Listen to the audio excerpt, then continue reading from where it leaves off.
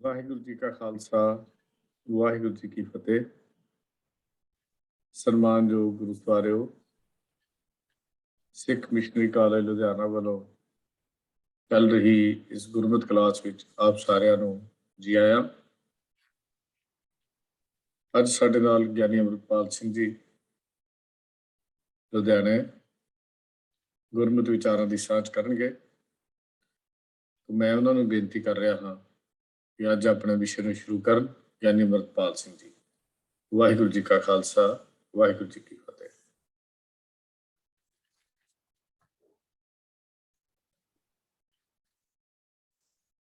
ਸਿੱਖ missionary college ਦੇ chairman ਸਤਿਕਾਰਯੋਗ ਸਰਦਾਰ ਹਰਜੀਤ ਸਿੰਘ ਜੀ, ਉਹਨਾਂ ਦੇ ਸਮੁੱਚੇ ਵਿਦਵਾਨਾਂ ਦੀ ਟੀਮ ਅਤੇ ਸਿੱਖ ਮਿਸ਼ਨਰੀ ਕਾਲਜ ਦੇ ਇਸ ਸਰਕਲ ਨਾਲ ਜੁੜੀਆਂ ਹੋਈਆਂ ਸਾਰੀਆਂ ਸੰਗਤਾਂ ਨੂੰ ਮੇਰੇ ਵੱਲੋਂ ਬਹੁਤ ਹੀ ਪਿਆਰ ਸਹਿਤ ਵਾਹਿਗੁਰੂ ਜੀ ਕਾ ਖਾਲਸਾ ਵਾਹਿਗੁਰੂ ਜੀ ਕੀ ਫਤਿਹ। ਮੈਂ ਸੋਚਦਾ ਹਾਂ ਕਿ ਜਿਹੜਾ ਪਿਛਲਾ ਸਾਡਾ ਟੌਪਿਕ ਸੀ ਉਸੇ ਨੂੰ ਹੀ ਮੈਂ ਅੱਗੇ ਜਾਰੀ ਕਰ ਲਵਾਂ। ਪਿਛਲੇ ਟੌਪਿਕ ਦੇ ਵਿੱਚ ਅਸੀਂ ਇਹ ਵਿਚਾਰਿਆ ਸੀ ਕਿ ਸਿੱਖ ਨੇ ਗੁਰਬਾਣੀ ਬਣਨਾ ਹੈ। ਸਤਿਗੁਰ ਕੀ ਬਾਣੀ ਸਤ ਸਰੂਪ ਹੈ, ਗੁਰਬਾਣੀ ਬਣੀਏ।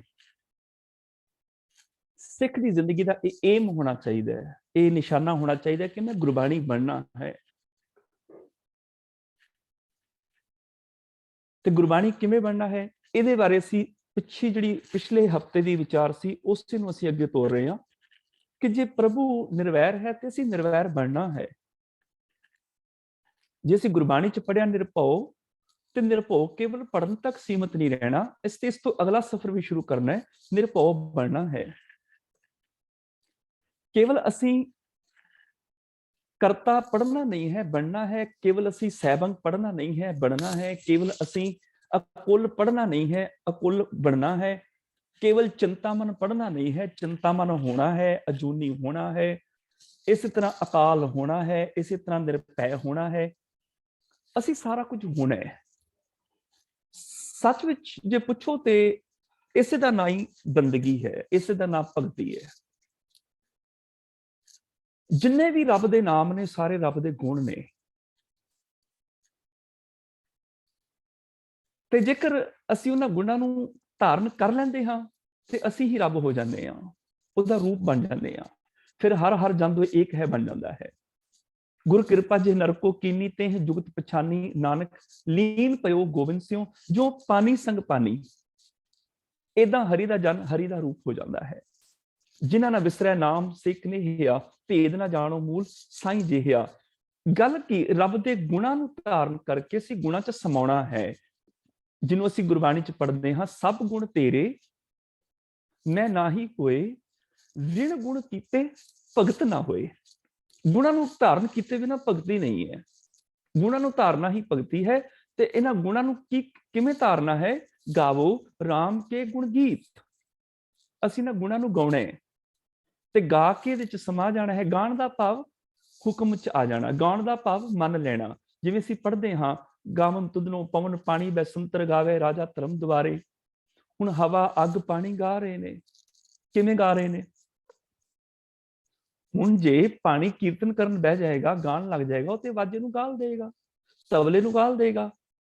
ਅੱਗ ਗਾਣ ਵਾਸਤੇ ਬੈਠ ਜਾਏ ਤੇ ਅੱਗ ਤੇ ਵਾਜੇ ਤਬਲੇ ਨੂੰ ਸਾੜ ਦੇਗੀ। ਗਾ ਰਹੇ ਮੈਨੇ ਹੁਕਮ ਮੰਨ ਰਹੇ ਨੇ, ਉਹਦੇ ਨਿਯਮਾਂ 'ਚ ਚੱਲ ਰਹੇ ਨੇ। ਲਾਅ ਆਫ ਨੇਚਰ ਦੇ ਵਿੱਚ, ਕਾਦਰ ਦੇ ਉਸ ਨਿਯਮਾਂ ਦੇ ਵਿੱਚ, ਰੱਬ ਦੇ ਹੁਕਮ ਦੇ ਵਿੱਚ ਉਹ ਚੱਲ ਰਹੇ ਨੇ। ਇਹਨੂੰ ਕਹਿੰਦੇ ਨੇ ਗਾਉਣਾ। ਗਾਵੋ ਰਾਮ ਕੇ ਗੁਣ ਗੀਤ। ਉਹਨਾਂ ਗੁਣਾਂ ਨੂੰ ਗਾਉਣ ਦਾ ਭਾਵ ਧਾਰਨ ਕਰਨਾ। ਗੁਣ ਕਹੇ ਗੁਣੀ ਸਮਾਵਣਿਆ। ਜੇ ਅਸੀਂ ਗੁਣ ਕਹਿ ਰਹੇ ਹਾਂ ਤੇ ਕਹਿ ਕੇ ਉਹਦੇ 'ਚ ਸਮਾ ਜਾਣਾ ਹੈ। ਅਸੀਂ ਉਹਨਾਂ ਗੁਣਾਂ 'ਚ ਸਮਾ ਜਾਣਾ ਹੈ। ਔਰ ਪਿਛਲੇ ਹਫ਼ਤੇ ਅਸੀਂ ਮੰਗਲਾਚਰਨ ਦੀ ਗੱਲ ਕੀਤੀ ਸੀ। ਇੱਕ ਓਂਕਾਰ ਤੋਂ ਸੈਭੰਗ ਤੱਕ ਰੱਬ ਦੇ 8 ਗੁਣ ਅਸੀਂ ਪੜ੍ਹਦੇ ਹਾਂ, ਉਹ ਧਾਰਨ ਕਰਨੇ ਨੇ। ਉਹਨਾਂ 8 ਗੁਣਾਂ ਨੂੰ ਧਾਰਨ ਕਰਨ ਤੇ ਹੀ ਸਾਨੂੰ ਸਮਝ ਪਏਗੀ ਕਿ ਅਸੀਂ ਕਿਵੇਂ ਰੱਬ ਦਾ ਰੂਪ ਹੋਣਾ ਹੈ। ਉਹਨਾਂ 8 ਗੁਣਾਂ ਨੂੰ ਧਾਰਨ ਕਰਨ ਦੇ ਨਾਲ ਅਸੀਂ ਆਪਣੇ ਜੀਵਨ ਦੇ ਵਿੱਚ ਉਸ ਪ੍ਰਭੂ ਨੂੰ ਜਾਣ ਲੈਂਦੇ ਹਾਂ, ਉਸ ਪ੍ਰਭੂ ਦਾ ਰੂਪ ਹੋ ਜਾਂਦੇ ਹਾਂ। ਇੱਥੇ ਮੈਂ 1-2 ਚੀਜ਼ਾਂ ਆਪ ਜੀ ਨੂੰ ਪੇਸ਼ ਕਰ ਦੇਣਾ ਸਲਾਈਡ ਸ਼ੋਅ ਦੇ ਵਿੱਚ।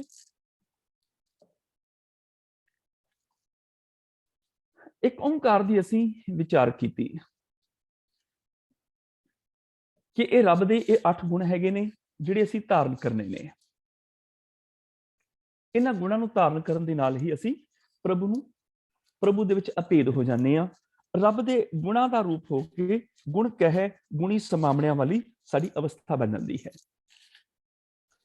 ਹੁਣ ਇਹਦੇ ਨਾਲ ਹੀ ਇੱਕ ਚੀਜ਼ ਹੋਰ ਹੈ, ਇਹ ਸਾਰੇ ਰੱਬ ਦੇ ਨਾਮ ਨੇ।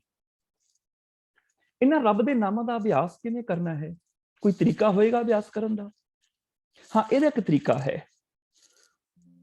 ਉਹ ਤਰੀਕਾ ਕੀ ਹੈ? ਉਹ ਅਸੀਂ ਜਦੋਂ, ਮੇਰੇ ਖਿਆਲ ਸਲਾਈਡ ਸ਼ੋ ਜਿਹੜਾ ਨਹੀਂ ਚੱਲ ਰਿਹਾ, ਮੈਂ ਦੁਬਾਰਾ ਚਲਾਉਣ ਦੀ ਕੋਸ਼ਿਸ਼ ਕਰਦਾ। ਹੁਣ ਉਹ ਤਰੀਕਾ ਕੀ ਹੈ ਉਹਨਾਂ ਗੁਣਾਂ ਨੂੰ ਗਾਉਣ ਦਾ? ਗੁਣਾਂ ਨੂੰ ਗਾਉਣ ਦਾ ਤਰੀਕਾ ਹੈ ਨਾਮ ਅਭਿਆਸ। ਨਾਮ ਅਭਿਆਸ ਤੋਂ ਅਸੀਂ ਅੱਜ ਦੀ ਗੱਲ ਸ਼ੁਰੂ ਕਰ ਲੈਂਦੇ ਹਾਂ। ਨਾਮ ਅਭਿਆਸ ਕੀ ਹੈ? ਸਭ ਤੋਂ ਪਹਿਲਾਂ ਮਹਾਨ ਕੋਸ਼ ਦੇ ਵਿੱਚੋਂ ਅਸੀਂ ਇਹ ਸ਼ਬਦ ਚੁੱਕਿਆ, ਨਾਮ ਅਭਿਆਸ। ਉਹਦੇ ਵਿੱਚ 5 ਲਾਈਨਾਂ ਲਿਖੀਆਂ ਹੋਈਆਂ ਨੇ। ਏਦਾਂ ਸਮਝੋ ਪਹਿਰਾ ਇੱਕੋ ਹੀ ਲਿਖਿਆ ਹੋਇਆ ਹੈ, ਪਰ ਉਹਦੀਆਂ ਲਾਈਨਾਂ ਅਸੀਂ ਅੱਜ 5 ਬਣਾ ਲੈਂਦੇ ਹਾਂ। ਨਾਮੀ ਵਿੱਚ ਪ੍ਰੇਮ ਕਰਕੇ, ਉਸ ਦੇ ਨਾਮ ਦੇ ਤਾਤਪਰਯ ਨੂੰ ਚਿੰਤਨ ਕਰਦੇ ਹੋਏ, ਚਿੱਤ ਵ੍ਰਿਤੀ ਨੂੰ ਬਾਰ-ਬਾਰ ਜੋੜਨ ਦਾ ਅਭਿਆਸ ਕਰਨਾ। ਇਸ ਅਭਿਆਸ ਦੀ ਪਰਪੱਕ ਅਵਸਥਾ ਦਾ ਨਾਮ ਗੁਰਮਤਿ ਵਿੱਚ ਲਿਵ ਅਤੇ ਉਸ ਤੋਂ ਪ੍ਰਾਪਤ ਹੋਏ ਆਨੰਦ ਨੂੰ ਨਾਮ ਰਸ ਲਿਖਿਆ ਹੈ। ਭਾਈ ਕਾਹਨ ਸਿੰਘ ਜੀ ਨਾਭਾ ਹੋਰਾਂ ਨੇ ਮਹਾਨ ਕੋਸ਼ ਦੇ ਵਿੱਚ ਨਾਮ ਅਭਿਆਸ ਨਾਲ ਸੰਬੰਧਿਤ ਇਹ ਲਫ਼ਜ਼ ਕਿਹਾ। ਹੁਣ ਇੱਕ ਇੱਕ ਕਰਕੇ ਇਹਨਾਂ 5 ਲਾਈਨਾਂ ਨੂੰ ਅਸੀਂ ਵਿਚਾਰ ਲੈਂਦੇ ਹਾਂ। ਨਾਮੀ ਵਿੱਚ ਪ੍ਰੇਮ ਕਰਕੇ। ਹੁਣ ਨਾਮੀ ਵਿੱਚ ਪ੍ਰੇਮ ਭਾਵ ਨਾਮੀ ਕੌਣ ਹੈ? ਜਿਹਦਾ ਨਾਮ ਹੈ ਪ੍ਰਭੂ। ਹੁਣ ਪ੍ਰਭੂ ਨਾਲ ਪ੍ਰੇਮ ਪਾਣਾ ਹੈ, ਤੇ ਪ੍ਰਭੂ ਦਾ ਪ੍ਰੇਮ ਕਿਵੇਂ ਪਾਇਆ ਜਾਏਗਾ? ਉਸ ਦੇ ਨਾਮ ਦੇ ਤਾਤਪਰਯ ਨੂੰ ਚਿੰਤਨ ਕਰਦੇ ਹੋਏ। ਜਿਹੜਾ ਉਹਦਾ ਨਾਮ ਹੈ ਨਾ, ਉਹਦੇ ਨਾਮ ਦੇ ਤਾਤਪਰਜ, ਉਹਦੀ ਜਿਹੜੀ ਮਹਾਨਤਾ, ਉਹਦਾ ਜਿਹੜਾ ਨਾਮ ਦਾ ਭਾਵ ਹੈ, ਉਹਨੂੰ ਚੇਤੇ ਕਰਨਾ, ਨਾਮ ਦੇ ਤਾਤਪਰਯ ਨੂੰ ਚਿੰਤਨ ਕਰਦੇ ਹੋਏ। ਇਹਨੂੰ ਮੈਂ ਦੁਨਿਆਵੀ ਉਦਾਹਰਨ ਦੇ ਕੇ ਸਮਝਾ ਦਿੰਦਾ ਵਾਂ। ਉਦਾਹਰਨ ਦੇ ਤੌਰ ਤੇ ਮੇਰੇ ਮਿੱਤਰ ਨੇ ਸੁਰਜੀਤ ਸਿੰਘ। ਕਿਸੇ ਨੇ ਮੇਰੇ ਸਾਹਮਣੇ ਨਾਮ ਲਿਆ ਸੁਰਜੀਤ ਸਿੰਘ, ਤੇ ਮੈਨੂੰ ਬਹੁਤ ਸਾਰੇ ਸੁਰਜੀਤ ਸਿੰਘ ਯਾਦ ਆ ਗਏ। ਬਹੁਤ ਸਾਰੇ ਸੁਰਜੀਤ ਸਿੰਘ ਮੇਰੇ ਦਿਮਾਗ ਦੇ ਵਿੱਚ ਆ ਗਏ। ਇੱਕ ਇੰਡੀਆ ਵਾਲਾ ਸੁਰਜੀਤ ਸਿੰਘ ਹੈ ਜਿਹੜਾ ਗੁਰਬਾਣੀ ਕੀਰਤਨ ਗਾਇਨ ਕਰਦਾ ਹੈ। ਇੱਕ ਇੰਗਲੈਂਡ ਵਾਲਾ ਸੁਰਜੀਤ ਸਿੰਘ ਹੈ ਜਿਹੜਾ ਗੁਰਬਾਣੀ ਦੀ ਕਥਾ ਬਹੁਤ ਸੋਹਣੀ ਕਰਦਾ ਹੈ। ਇੱਕ ਅਮਰੀਕਾ ਵਾਲਾ ਸੁਰਜੀਤ ਸਿੰਘ ਹੈ ਜਿਹੜਾ ਮੇਰਾ ਬਹੁਤ ਪਿਆਰਾ ਮਿੱਤਰ ਹੈ, ਜਿਹੜਾ ਬਹੁਤ ਗੁਰਬਾਣੀ ਦਾ ਸ਼ੁੱਧ ਉਚਾਰਨ ਕਰਨ ਵਾਲਾ ਹੈ। ਹੁਣ 3 ਹੋ ਗਏ।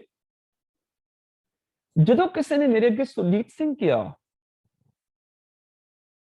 ਜੇਕਰ ਮੈਨੂੰ ਗੁਰਬਾਣੀ ਦਾ ਸ਼ੁੱਧ ਪਾਠ ਯਾਦ ਆਇਆ ਤੇ ਮੈਨੂੰ ਅਮਰੀਕਾ ਵਾਲੇ ਸੁਰਜੀਤ ਸਿੰਘ ਦੀ ਯਾਦ ਆ ਗਈ, ਇੰਡੀਆ ਵਾਲੇ ਦੀ ਨਹੀਂ, ਇੰਗਲੈਂਡ ਵਾਲੇ ਦੀ ਨਹੀਂ।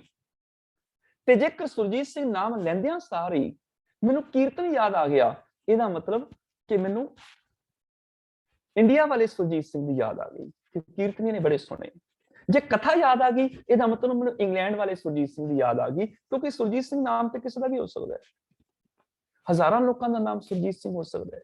ਬੱਚੇ ਦਾ ਹੋ ਸਕਦਾ ਹੈ, ਬਜ਼ੁਰਗ ਦਾ ਹੋ ਸਕਦਾ ਹੈ, ਆਦਮੀ ਦਾ ਹੋ ਸਕਦਾ ਹੈ, ਸੁਰਜੀਤ ਕੌਰ ਕਿਸੇ ਬੀਬੀ ਦਾ ਨਾਮ ਹੋ ਸਕਦਾ ਹੈ। ਪਰ ਜਦੋਂ ਕਿਸੇ ਨੇ ਸੁਰਜੀਤ ਕਿਹਾ ਤੇ ਮੈਨੂੰ ਕੀ ਯਾਦ ਆਇਆ? ਜੇ ਤੇ ਮੈਨੂੰ ਕੀਰਤਨ ਯਾਦ ਆਇਆ, ਮਤਲਬ ਮੈਂ ਇੰਡੀਆ ਵਾਲੇ ਸੁਰਜੀਤ ਸਿੰਘ ਨੂੰ ਯਾਦ ਕਰ ਲਿਆ। ਜੇ ਕਥਾ ਯਾਦ ਆਈ ਤੇ ਇੰਗਲੈਂਡ ਵਾਲੇ ਸੁਰਜੀਤ ਸਿੰਘ ਨੂੰ ਯਾਦ ਕਰ ਲਿਆ। ਭਾਵ ਜਿਹਦਾ ਅਸੀਂ ਨਾਮ ਲੈਨੇ ਆ, ਉਹਦੇ ਨਾਮ ਦੇ ਤਾਤਪਰਯ ਨੂੰ ਚਿੰਤਨ ਕਰਦੇ ਹਾਂ ਅਸੀਂ। ਪਹਿਲਾਂ ਤੇ ਨਾਮੀ ਵਿੱਚ ਪ੍ਰੇਮ ਕਰਕੇ, ਨਾਮੀ 'ਚ ਸਾਡਾ ਪ੍ਰੇਮ ਹੋਵੇ। ਜਿਹਦਾ ਨਾਮ ਲਈਏ ਸਾਡੇ ਅੰਦਰ ਪ੍ਰੇਮ ਪ੍ਰਗਟ ਹੋ ਜਾਏ, ਖੁਸ਼ੀ ਆ ਜਾਏ, ਆਨੰਦ ਆ ਜਾਏ। ਅਕਸਰ ਸਾਡੇ ਮਿੱਤਰ ਦਾ ਕੋਈ ਨਾਮ ਲੈਂਦਾ ਹੈ, ਅਸੀਂ ਖੁਸ਼ ਹੋ ਜਾਂਦੇ ਆ, ਉਹ ਫਲਾਣਾ ਆਦਮੀ, ਉਹ ਤੇ ਮੇਰਾ ਬੜਾ ਮਿੱਤਰ ਹੈ। ਤੇ ਜੇਕਰ ਸਾਡੇ ਦੁਸ਼ਮਣ ਦਾ ਕੋਈ ਨਾਮ ਲਏ, ਅਸੀਂ ਕਹਿੰਦੇ ਛੱਡ ਪਰਾਂ, ਉਹਦਾ ਕੀ ਨਾਮ ਲੈਣਾ ਸੀ ਤੂੰ। ਅਸੀਂ ਦੁਸ਼ਮਣ ਦਾ ਨਾਮ ਸੁਣਨਾ ਪਸੰਦ ਨਹੀਂ ਕਰਦੇ, ਪਰ ਮਿੱਤਰ ਦਾ ਨਾਮ ਸੁਣ ਕੇ ਖੁਸ਼ ਆ ਜਾਂਦੇ ਆ। ਨਾਮੀ ਵਿੱਚ ਪ੍ਰੇਮ ਕਰਕੇ, ਜਦੋਂ ਕਿਸੇ ਨੇ ਨਾਮੀ ਦਾ ਨਾਮ ਲਿਆ, ਨਾਮੀ 'ਚ ਇੰਨਾ ਪ੍ਰੇਮ ਹੋਵੇ, ਉਹਦਾ ਨਾਮ ਸੁਣਦਿਆਂ ਖੁਸ਼ੀ ਪੈਦਾ ਹੋ ਜਾਏ, ਆਨੰਦ ਪੈਦਾ ਹੋ ਜਾਏ। ਨਾਮ ਸੁਣ ਮਨ ਰਹੱਸੀ ਹੈ, ਨਾਮ ਸੁਣ ਕੇ ਖੁਸ਼ੀ ਪੈਦਾ ਹੋ ਜਾਏ ਤਾਂ ਪਾਏ ਮੋਖ ਦੁਆਰ। ਹੁਣ ਨਾਮੀ ਵਿੱਚ ਪ੍ਰੇਮ ਕਰਕੇ ਮੈਨੇ ਜਦੋਂ ਕੋਈ ਮੇਰੇ ਪ੍ਰਭੂ ਦਾ ਨਾਮ ਲਏ, ਮੇਰੇ ਅੰਦਰ ਪ੍ਰੇਮ ਪ੍ਰਗਟ ਹੋ ਜਾਏ।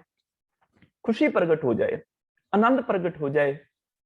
फिर उसके नाम के तात्पर्य ਨੂੰ चिंतन करते हुए वो जो नामी है, मैं उस नामी के तात्पर्य ਨੂੰ चिंतन करा कौन है वो।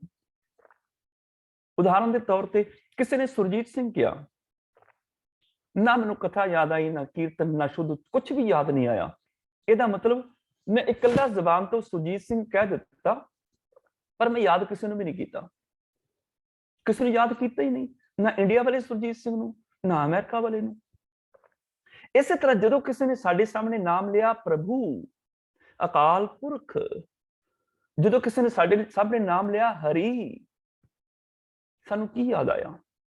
कुछ याद आया? जे कुछ याद नहीं आया, असीं रब नूं याद नहीं किया। क्योंकि जो मैं अपने मित्र नूं याद करदा, मेरे मित्र का चेहरा मोहरा मेरी अखां सामने आ जाता है। मैं अपने पुत्र नूं याद करदा, मैनूं पुत्र के गुण औगण मेरे सामने आ जाते हैं। मैनूं अपने पुत्र दी शरारतां, अपने पुत्र का शरीफ सुभाव, हर तरह का गुण, हर तरह का औगण मेरे अखां सामने आ जाते हैं। जदों कोई मेरे भरा का नाम लवे, मैनूं भरा दे गुण औगण, चेहरा मोहरा, रूप रंग सब कुछ याद आ जाता है। जदों कोई मेरी भैन का नाम लवे, मैनूं भैन का चेहरा, गुण औगण सारा कुछ याद आ जाता है। पर जदों मैं जबान तो किया प्रभु, कुछ याद आया? कोई रूप, कोई रंग, कोई आकार, कोई स्वरूप, कोई गुण, कोई औगण जे नहीं याद आया, मैं फिर रब नूं याद नहीं किया। मैं नहीं याद किया। फिर याद उदों मन्नी जाएगी जदों उहदे नाम के तात्पर्य नूं मैं चिंतन करांगा।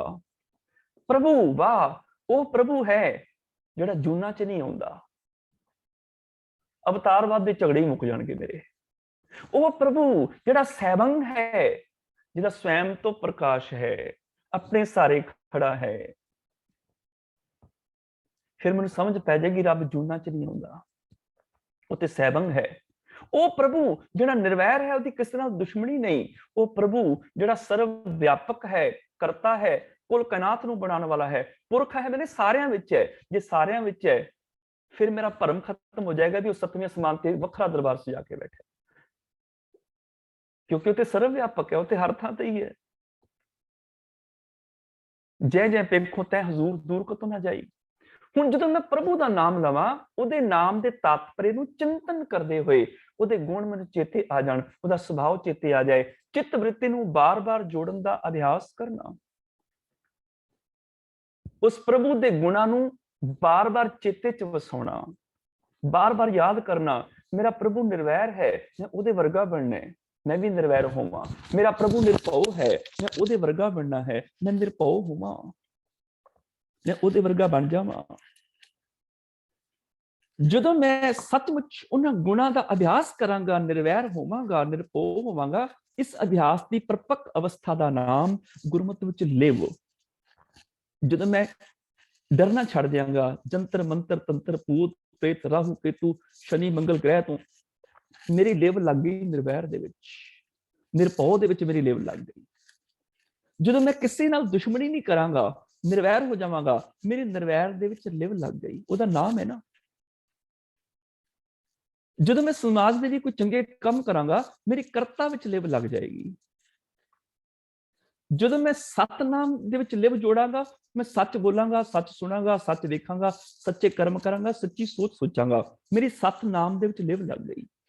इस अभ्यास की परपक अवस्था का नाम गुरमत विच लिव अते उस तो प्राप्त हुए आनंद नूं नाम रस लिखिया है। जदों मैं इन्हां गुणां दा आनंद प्राप्त करांगा, ये उहदा रस होएगा नाम दा। जदों मैं अपने दुश्मन नूं भी इस तरह देखांगा, वो मेरा मित्र है, ते निर्वैरता दा जिहड़ा नाम है ना, निर्वैर, उहदा रस प्राप्त हो जाएगा मैनूं। यही आनंद है। जदों मैं किसी गरीब का हक नहीं मारांगा, अपने हक की कमाई कर लैके आवांगा, मैं सैभंग का रस मार लवांगा, मैं आनंद माणांगा। उदाहरण के तौर पर मेरा तुहाडे नाल प्रेम है, तुहाडा नाम सुरजीत सिंह है, मेरा तुहाडे नाल प्रेम है। जदों मैं तुहाडे नाल प्रेम कीता, किसी ने तुहाडे नाम मेरे सामने लिया सुरजीत सिंह, ते मैं प्रेम नाल भर गया, खुशी नाल, आनंद नाल, वाह वो ते मेरा मित्र है, यह नामे विच प्रेम करके। जदों तुहाडा नाम लिया सुरजीत सिंह, तुहाडा चेहरा मोहरा मेरी अखां सामने आ गया, सोहनी दस्तार सजी है, प्रकाशमान दाड़ा है, चेहरा हंसू हंसू करदा है, निमरता है, मिठी जुबान है, ਉਹਦੇ ਨਾਮ ਦੇ ਤਾਤਪਰ ਨੂੰ ਚਿੰਤਨ ਕਰ ਲਿਆ। ਫਿਰ ਚਿੱਤ ਵ੍ਰਿਤੀ ਚ ਬਾਰ-ਬਾਰ ਜੁੜਨ ਦਾ ਅਭਿਆਸ ਕੀਤਾ। ਮੇਰਾ ਮਿੱਤਰ ਮਿੱਠਾ ਬੋਲਦਾ ਹੈ, ਉਹਦੇ ਵਿੱਚ ਨਿਮਰਤਾ ਹੈ, ਉਹਦੇ ਚ ਸ਼ੁਭ ਗੁਣ ਹਨ। ਫਿਰ ਤੁਹਾਡੇ ਨਾਲ ਮੇਰੀ ਲਿਵ ਲੱਗ ਗਈ। ਜਿਵੇਂ ਪ੍ਰਭੂ ਦੇ ਨਾਲ ਲਿਵ ਲੱਗਦੀ ਹੈ, ਉਹਦਾ ਤੁਹਾਡੇ ਨਾਲ ਮੇਰੀ ਲਿਵ ਲੱਗ ਗਈ। ਲਿਵ ਲੱਗ ਗਈ ਭਾਵ ਤੁਹਾਡੇ ਨਾਲ ਮੇਰੇ ਸੁੱਖ ਦੁੱਖ ਦੀ ਸਾਂਝ ਪੈਦਾ ਹੋ ਗਈ। ਕਦੀ ਮੇਰੇ ਘਰ ਖੁਸ਼ੀ ਆਈ, ਤੁਸੀਂ ਮੇਰੇ ਘਰ ਆਏ, ਤੁਹਾਡੇ ਘਰ ਖੁਸ਼ੀ ਹੋਈ, ਤੁਹਾਡੇ ਘਰ ਮੈਂ ਗਿਆ। ਇੱਕ ਦੂਜੇ ਦੇ ਸੁੱਖ ਦੁੱਖ ਵਿੱਚ ਅਸੀਂ ਇੱਕ ਦੂਜੇ ਨੂੰ ਮਿਲਣ ਲੱਗ ਪਏ, ਇੱਕ ਦੂਜੇ ਦੇ ਸੁੱਖ ਦੁੱਖ ਨਾਲ ਸਾਂਝ ਪਾਈ, ਇੱਕ ਦੂਜੇ ਨਾਲ ਅਸੀਂ ਵਰਤੋਂ ਵਿਹਾਰ ਕੀਤਾ, ਇੱਕ ਦੂਜੇ ਨਾਲ ਲਿਵ ਲੱਗ ਗਈ। ਹੁਣ ਤੋਹੀ ਮੋਹੀ ਮੋਹੀ ਤੋਹੀ ਅੰਤਰ ਕੈਸਾ, ਤੁਹਾਡਾ ਸੁੱਖ ਮੇਰਾ ਸੁੱਖ ਹੈ, ਤੁਹਾਡਾ ਦੁੱਖ ਮੇਰਾ ਦੁੱਖ ਹੈ, ਮੇਰਾ ਸੁੱਖ ਦੁੱਖ ਤੁਹਾਡਾ ਸੁੱਖ ਦੁੱਖ ਹੈ। ਸਾਂਝ ਬਣ ਗਈ, ਲਿਵ ਲੱਗੀ ਇੱਕ ਦੂਜੇ ਨਾਲ, ਪ੍ਰੇਮ ਪ੍ਰਗਟ ਹੋ ਗਿਆ। ਹੁਣ ਇਹਦੇ ਵਿੱਚੋਂ ਨਾਮ ਰਸ ਕਿਵੇਂ ਮਿਲਣਾ ਹੈ? ਇਸ ਲਿਵ ਦੇ ਵਿੱਚੋਂ ਨਾਮ ਰਸ ਉਦੋਂ ਮਿਲੇਗਾ। ਉਦਾਹਰਨ ਦੇ ਤੌਰ ਤੇ ਮੇਰਾ ਪੁੱਤਰ ਬਿਮਾਰ ਹੋ ਗਿਆ, ਉਹਦੀ ਕੰਡੀਸ਼ਨ ਇਹੋ ਜਿਹੀ ਵੀ ਹੁਣ ਉਹਨੇ ਬਚਣਾ ਨਹੀਂ। ਡਾਕਟਰ ਨੇ ਕਹਿ ਦਿੱਤਾ ਵੀ ਹੁਣ ਸਰਜਰੀ ਦੀ ਲੋੜ ਹੈ ਤੇ 10,000 ਰੁਪਏ ਚਾਹੀਦੇ ਨੇ। ਜੇ ਹੁਣੇ ਮਿਲ ਜਾਣਗੇ ਸਰਜਰੀ ਹੋ ਜਾਏਗੀ, ਤੇਰਾ ਪੁੱਤਰ ਬਚ ਜਾਏਗਾ, ਨਹੀਂ ਤੇ ਨਹੀਂ ਬਚੇਗਾ। ਮੈਂ ਕਿਹਾ ਅੱਛਾ। ਮੈਂ ਤੁਹਾਨੂੰ ਕਿਹਾ ਵੀਰ ਸੁਰਜੀਤ ਸਿੰਘ ਜੀ ਵੀ ਮੇਰੇ ਪੁੱਤਰ ਦੀ ਕੰਡੀਸ਼ਨ ਹੈ ਵੀ 10,000 ਰੁਪਏ ਦੀ ਲੋੜ ਹੈ। ਤੁਸੀਂ ਕਿਹਾ 10,000 ਛੱਡ, ਤੂੰ 20,000 ਲੈ, 50,000 ਲੈ, ਤੇਰਾ ਪੁੱਤਰ ਬਚਣਾ ਚਾਹੀਦਾ ਹੈ। ਮੈਂ ਵਰਤੋਂ ਕੀਤੀ ਇਸ ਲਿਵ ਦੀ, ਇਸ ਗੁਣ ਦੀ ਵਰਤੋਂ ਕੀਤੀ, ਇਸ ਮਿੱਤਰ ਦੇ ਨਾਲ ਸਾਂਝ ਪਾਈ। ਮੇਰੇ ਮਿੱਤਰ ਨੇ ਮਾਇਆ ਦਿੱਤੀ, ਮੇਰੇ ਪੁੱਤਰ ਦੀ ਸਰਜਰੀ ਹੋਈ, ਬਚ ਗਿਆ, ਮੈਨੂੰ ਖੁਸ਼ੀ ਹੋਈ। ਉਸ ਤੋਂ ਪ੍ਰਾਪਤ ਹੋਏ ਆਨੰਦ ਨੂੰ ਨਾਮ ਰਸ, ਇਹ ਹੈ ਨਾਮ ਰਸ। ਜਦੋਂ ਅਸੀਂ ਗੁਣਾਂ ਦੀ ਵਰਤੋਂ ਵਿਹਾਰ ਕਰਦੇ ਹਾਂ, ਗੁਣਾਂ ਨੂੰ ਜ਼ਿੰਦਗੀ 'ਚ ਵਰਤਦੇ ਹਾਂ, ਰੱਬੀ ਗੁਣਾਂ ਨੂੰ ਜ਼ਿੰਦਗੀ 'ਚ ਵਰਤਦੇ ਹਾਂ, ਜਿਹੜਾ ਆਨੰਦ ਮਿਲਦਾ ਹੈ ਨਾ, ਉਸ ਨਾਮ ਦਾ ਰਸ ਹੈ। ਜਦੋਂ ਮੈਂ ਕਿਸੇ ਨਾਲ ਮਿੱਠਾ ਬੋਲਦਾ ਹਾਂ, ਉਦੋਂ ਉਸ ਮਿੱਠ ਬੋਲੜੇ ਪ੍ਰਭੂ ਦਾ ਰਸ ਮੇਰੀ ਜ਼ਿੰਦਗੀ 'ਚ ਆ ਜਾਂਦਾ ਹੈ। ਜਦੋਂ ਮੈਂ ਨਿਮਰਤਾ ਨਾਲ ਪੇਸ਼ ਆਉਣਾ, ਉਸ ਨਿਮਰਤਾ ਦਾ ਰੂਪ ਪ੍ਰਭੂ ਦਾ ਰਸ ਮੇਰੇ ਅੰਦਰ ਆ ਜਾਂਦਾ ਹੈ। ਜਦੋਂ ਮੈਂ ਕਿਸੇ ਨਾਲ ਦੁਸ਼ਮਣੀ ਨਹੀਂ ਕਰਦਾ, ਨਿਰਵੈਰਤਾ ਦਾ ਰਸ ਮੇਰੀ ਜ਼ਿੰਦਗੀ ਦੇ ਵਿੱਚ ਆ ਜਾਂਦਾ ਹੈ। ਜਦੋਂ ਮੈਂ ਕਿਸੇ ਤੋਂ ਡਰਦਾ ਨਹੀਂ ਆ, ਨਿਰਭਉ ਪ੍ਰਭੂ ਦਾ ਨਾਮ ਹੈ, ਉਹਦਾ ਨਾਮ ਦਾ ਰਸ ਮੇਰੀ ਜ਼ਿੰਦਗੀ ਵਿੱਚ ਆ ਜਾਂਦਾ ਹੈ। ਜਦੋਂ ਮੈਂ ਹੁਣ ਪਸ਼ੂਆਂ ਵਾਲੀਆਂ ਬਿਰਤੀਆਂ ਛੱਡ ਦਿੱਤੀਆਂ, ਜੂਨਾਂ 'ਚ ਨਹੀਂ ਆਉਂਦਾ, ਅਜੂਨੀ ਵਾਲਾ ਰਸ ਮੇਰੀ ਜ਼ਿੰਦਗੀ 'ਚ ਆ ਜਾਂਦਾ ਹੈ। ਜਦੋਂ ਸਮਾਜ ਲਈ ਮੈਂ ਕੁਝ ਕਰਨ ਲੱਗ ਜਾਂਦਾ ਵਾਂ, ਉਦੋਂ ਕਰਤਾ ਵਾਲਾ ਰਸ ਮੇਰੀ ਜ਼ਿੰਦਗੀ 'ਚ ਆ ਜਾਂਦਾ ਹੈ। ਇਹ ਨਾਮ ਰਸ ਹੈ। ਜਦੋਂ ਮੈਂ ਸਮਾਜ ਲਈ ਕੁਝ ਕਰਦਾ ਵਾਂ, ਕਰਕੇ ਮੈਨੂੰ ਖੁਸ਼ੀ ਮਿਲਦੀ ਹੈ, ਇਹ ਮੇਰੇ ਉਸ ਨਾਮ ਰਸ ਦਾ ਆਨੰਦ ਹੈ। ਜਿੰਨੇ ਪ੍ਰਭੂ ਦੇ ਨਾਮ ਨੇ, ਸਾਰੇ ਹੀ ਉਹਦੇ ਗੁਣ ਹੈਗੇ ਨੇ। ਚਿੰਤਾ ਮਨ ਚਿਤਵਤ, ਚਿੰਤਾ ਚਿੱਤ ਤੇ ਚੁਰਾਈ। ਜਦੋਂ ਚਿੰਤਾ ਮਨ ਦਾ ਰਸ ਲੈਣਾ ਵਾ, ਮੇਰੀ ਚਿੰਤਾ ਮੁੱਕ ਜਾਂਦੀ ਹੈ। ਜਦੋਂ ਅਜੂਨੀ ਦਾ ਰਸ ਲੈਣਾ, ਮੇਰੇ ਜੋਨ ਮੁੱਕ ਜਾਂਦੇ ਨੇ। ਅਜੂਨੀ ਅਰਾਧੇ ਜੋਨ ਸੰਕਟ ਕਟਾਏ ਹੈ, ਜਪਤ ਅਕਾਲ ਕਾਲ ਕੰਟਕ ਕਲੇਸ਼ ਨਾਸੇ, ਨਿਰਭੈ ਭਜਨ ਭ੍ਰਮ ਪੈਦਲ ਭਜਾਏ ਹੈ। ਅਕਾਲ ਜਪਦਾ ਮੇਰੀ ਮੌਤ ਦਾ ਡਰ ਮੁੱਕ ਜਾਂਦਾ ਵੈ, ਨਿਰਭੈ ਜਪਦਾ ਡਰਾਂ ਦੇ ਡਰ ਮੁੱਕ ਜਾਂਦੇ ਨੇ।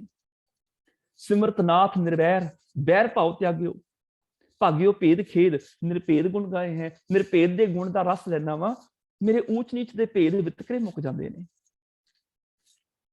ਅਕੁਲ ਅੰਚਲ ਗਏ ਕੁਲ ਨਾ ਵਿਚਾਰੇ ਕੋ, ਜਦੋਂ ਅਕੁਲ ਪ੍ਰਭੂ ਨਾਲ ਜੁੜ ਜਾਣਾ, ਮੇਰਾ ਕੁਲਾਂ ਦਾ ਮੋਹ ਖਤਮ ਹੋ ਜਾਂਦਾ ਹੈ। ਅਟਲ ਸ਼ਰਨ ਆਵਾਗਮਨ ਮਿਟਾਏ ਹੈ, ਜਦੋਂ ਅਟਲ ਦੀ ਸ਼ਰਨ ਵਿੱਚ ਆ ਜਾਣਾ, ਮੇਰੇ ਆਵਾਗਮਨ ਮੁੱਕ ਜਾਂਦੇ ਨੇ, ਮੈਂ ਅਟਲ ਹੋ ਜਾਂਦਾ ਵਾ। ਉਦੋਂ ਮੇਰੀ ਜ਼ਿੰਦਗੀ ਵਿੱਚ ਅਟਲਤਾ ਆ ਜਾਂਦੀ ਹੈ। ਇਹ ਤੇ ਸੀ ਨਾਮ ਜਪਣਾ, ਉਹਦੇ ਵਰਗਾ ਜਾਪਣ ਲੱਗ ਜਾਵਾਂ। ਨਿਰਭਉ ਜਪੈ ਸਗਲ ਭਉ ਮਿਟੈ, ਜਦੋਂ ਨਿਰਭਉ ਜਪਾਂ, ਮੇਰੇ ਡਰ ਮੁੱਕ ਜਾਣ, ਭਾਵ ਰੱਬ ਦੇ ਗੁਣ ਮੇਰੀ ਜ਼ਿੰਦਗੀ ਵਿੱਚ ਆ ਜਾਣ। ਇਹਨਾਂ ਗੁਣਾਂ ਨੂੰ ਧਾਰਨ ਕਰਨਾ ਭਗਤੀ ਹੈ। ਸਭ ਗੁਣ ਤੇਰੇ ਮੈਂ ਨਾਹੀ ਕੋਏ, ਵਿਣ ਗੁਣ ਕੀਤੇ ਭਗਤ ਨਾ ਹੋਏ। ਗੁਣਾਂ ਨੂੰ ਧਾਰਨ ਕੀਤੇ ਬਿਨਾਂ ਭਗਤੀ ਨਹੀਂ, ਭਗਤੀ ਇਹ ਹੈ।